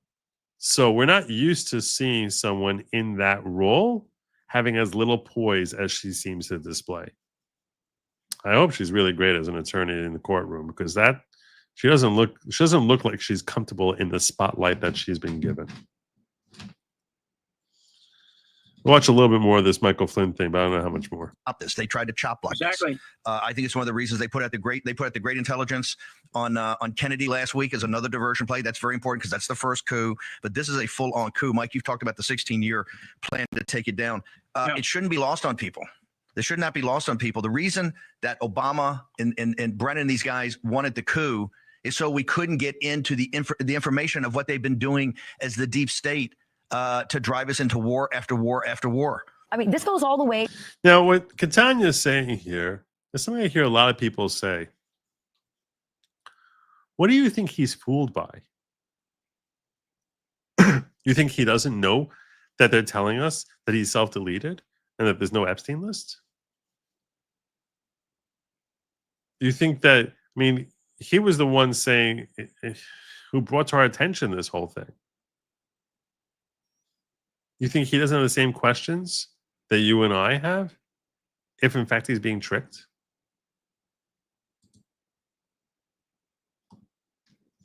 Yeah, I was thinking Iran-Contra when I was talking. The same way the Iran-Contra became a whole big scandal that Reagan had to deal with. Maybe there's another, Sandinistas and this whole complicated deals that financial fixers tend to be involved in. In fact, I think he was even implying that he might have been involved in the Iran-Contra thing. And potentially 4 other deals that we don't even know anything about. But still, you can refer to him as a financial fixer.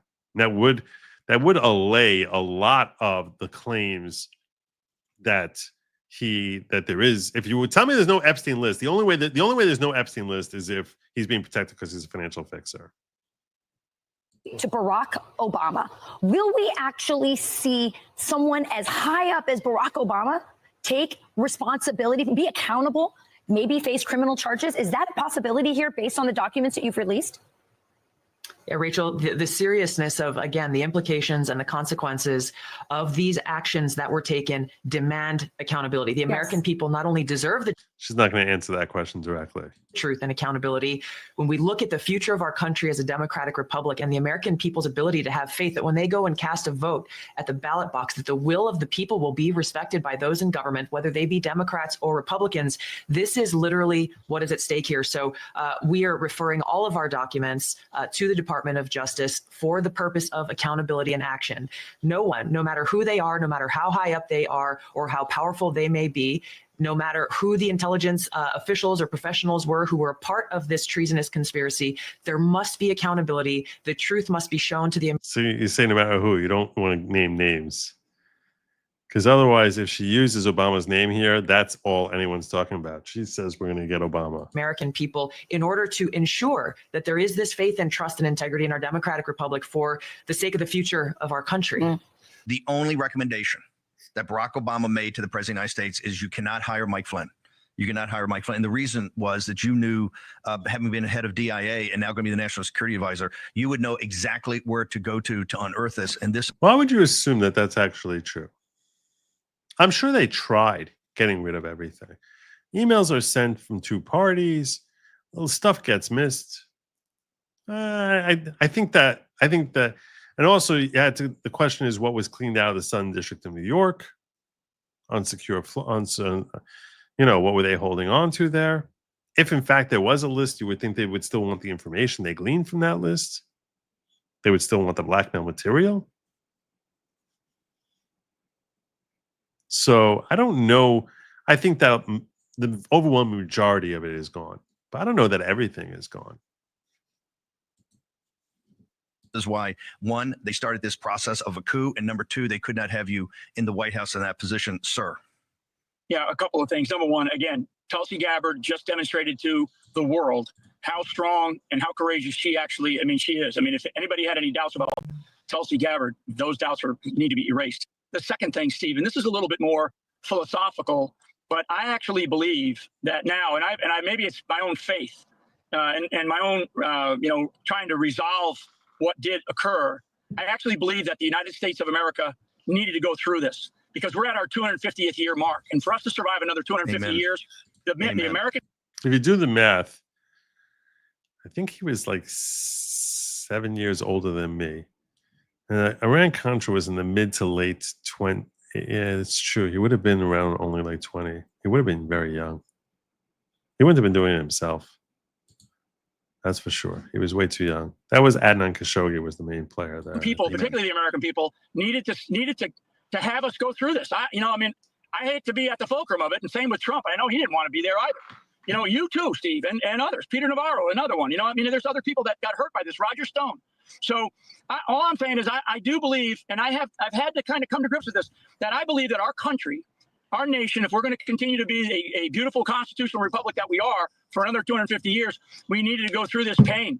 And we needed to demonstrate to the American people that there is evil in the world. There's definitely evil right here in our country. So I really believe now, looking back, and again, I to a bit tongue in cheek, I say they picked the wrong Irishman, and they did, because I think that had they gone after somebody else or allowed somebody else to be in a position, maybe that person wouldn't have been strong enough to be able to withstand the body blows that I know that I took, and certainly Donald Trump as well, because I don't want to discount what he and his family have experienced, nor do I want to ever discount what my family and I have experienced. But I do believe that there is some faith-based reason, and maybe it is. Maybe it's one of those sort of God. And I like seeing people getting religious. It's a healthy response to turn to God when you're dealing with struggles. My own personal perspective.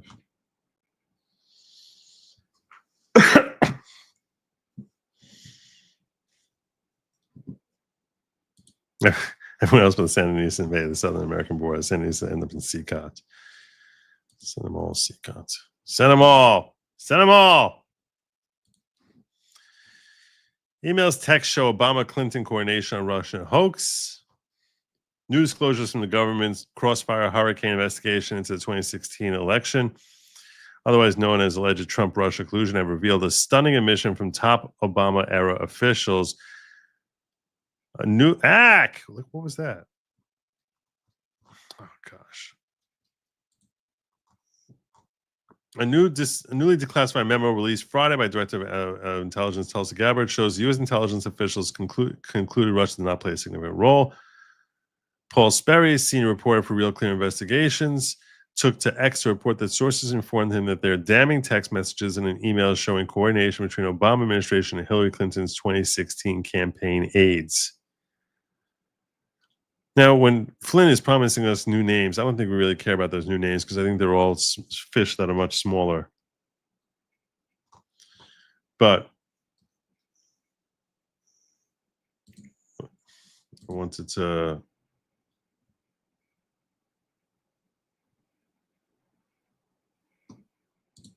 Let's try and make this. I'm going to make this a little bigger.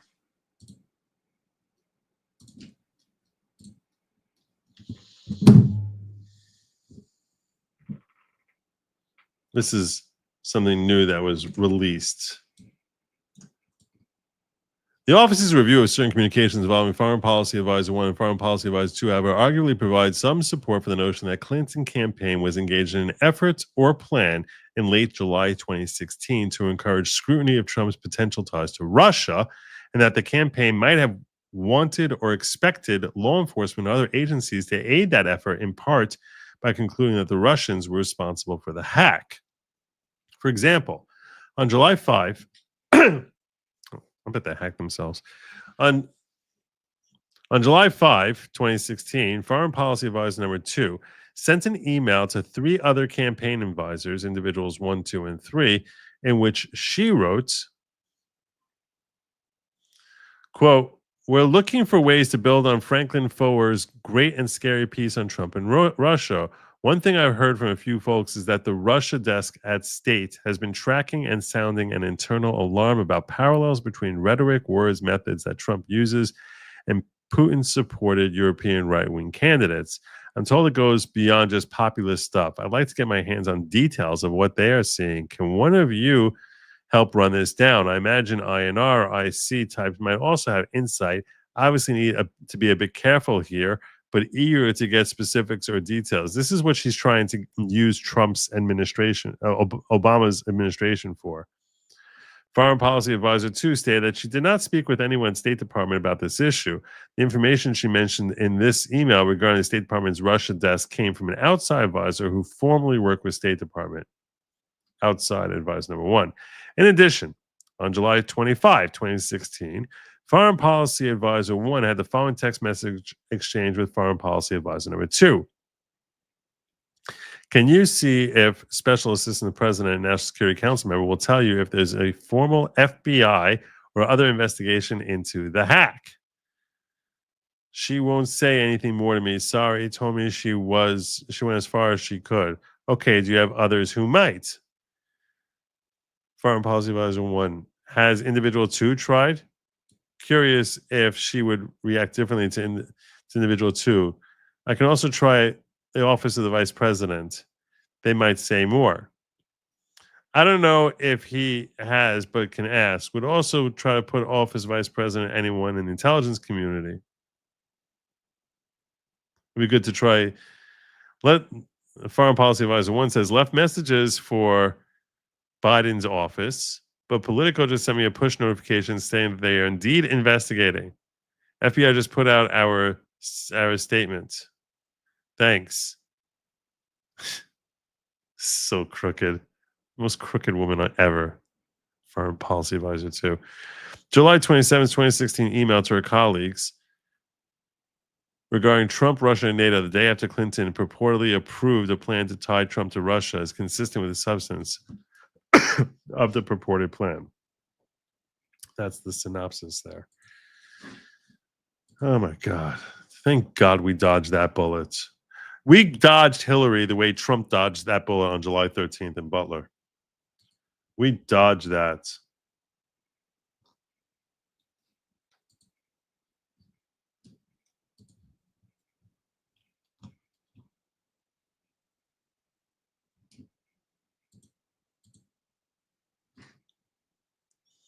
All right.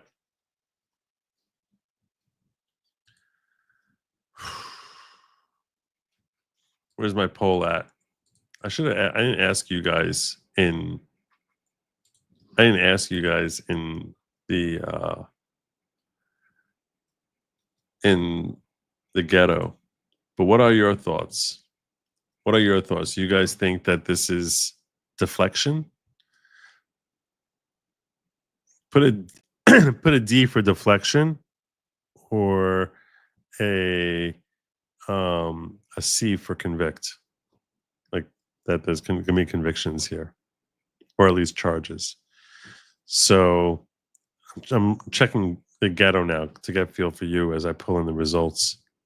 As I pull in the results from YouTube.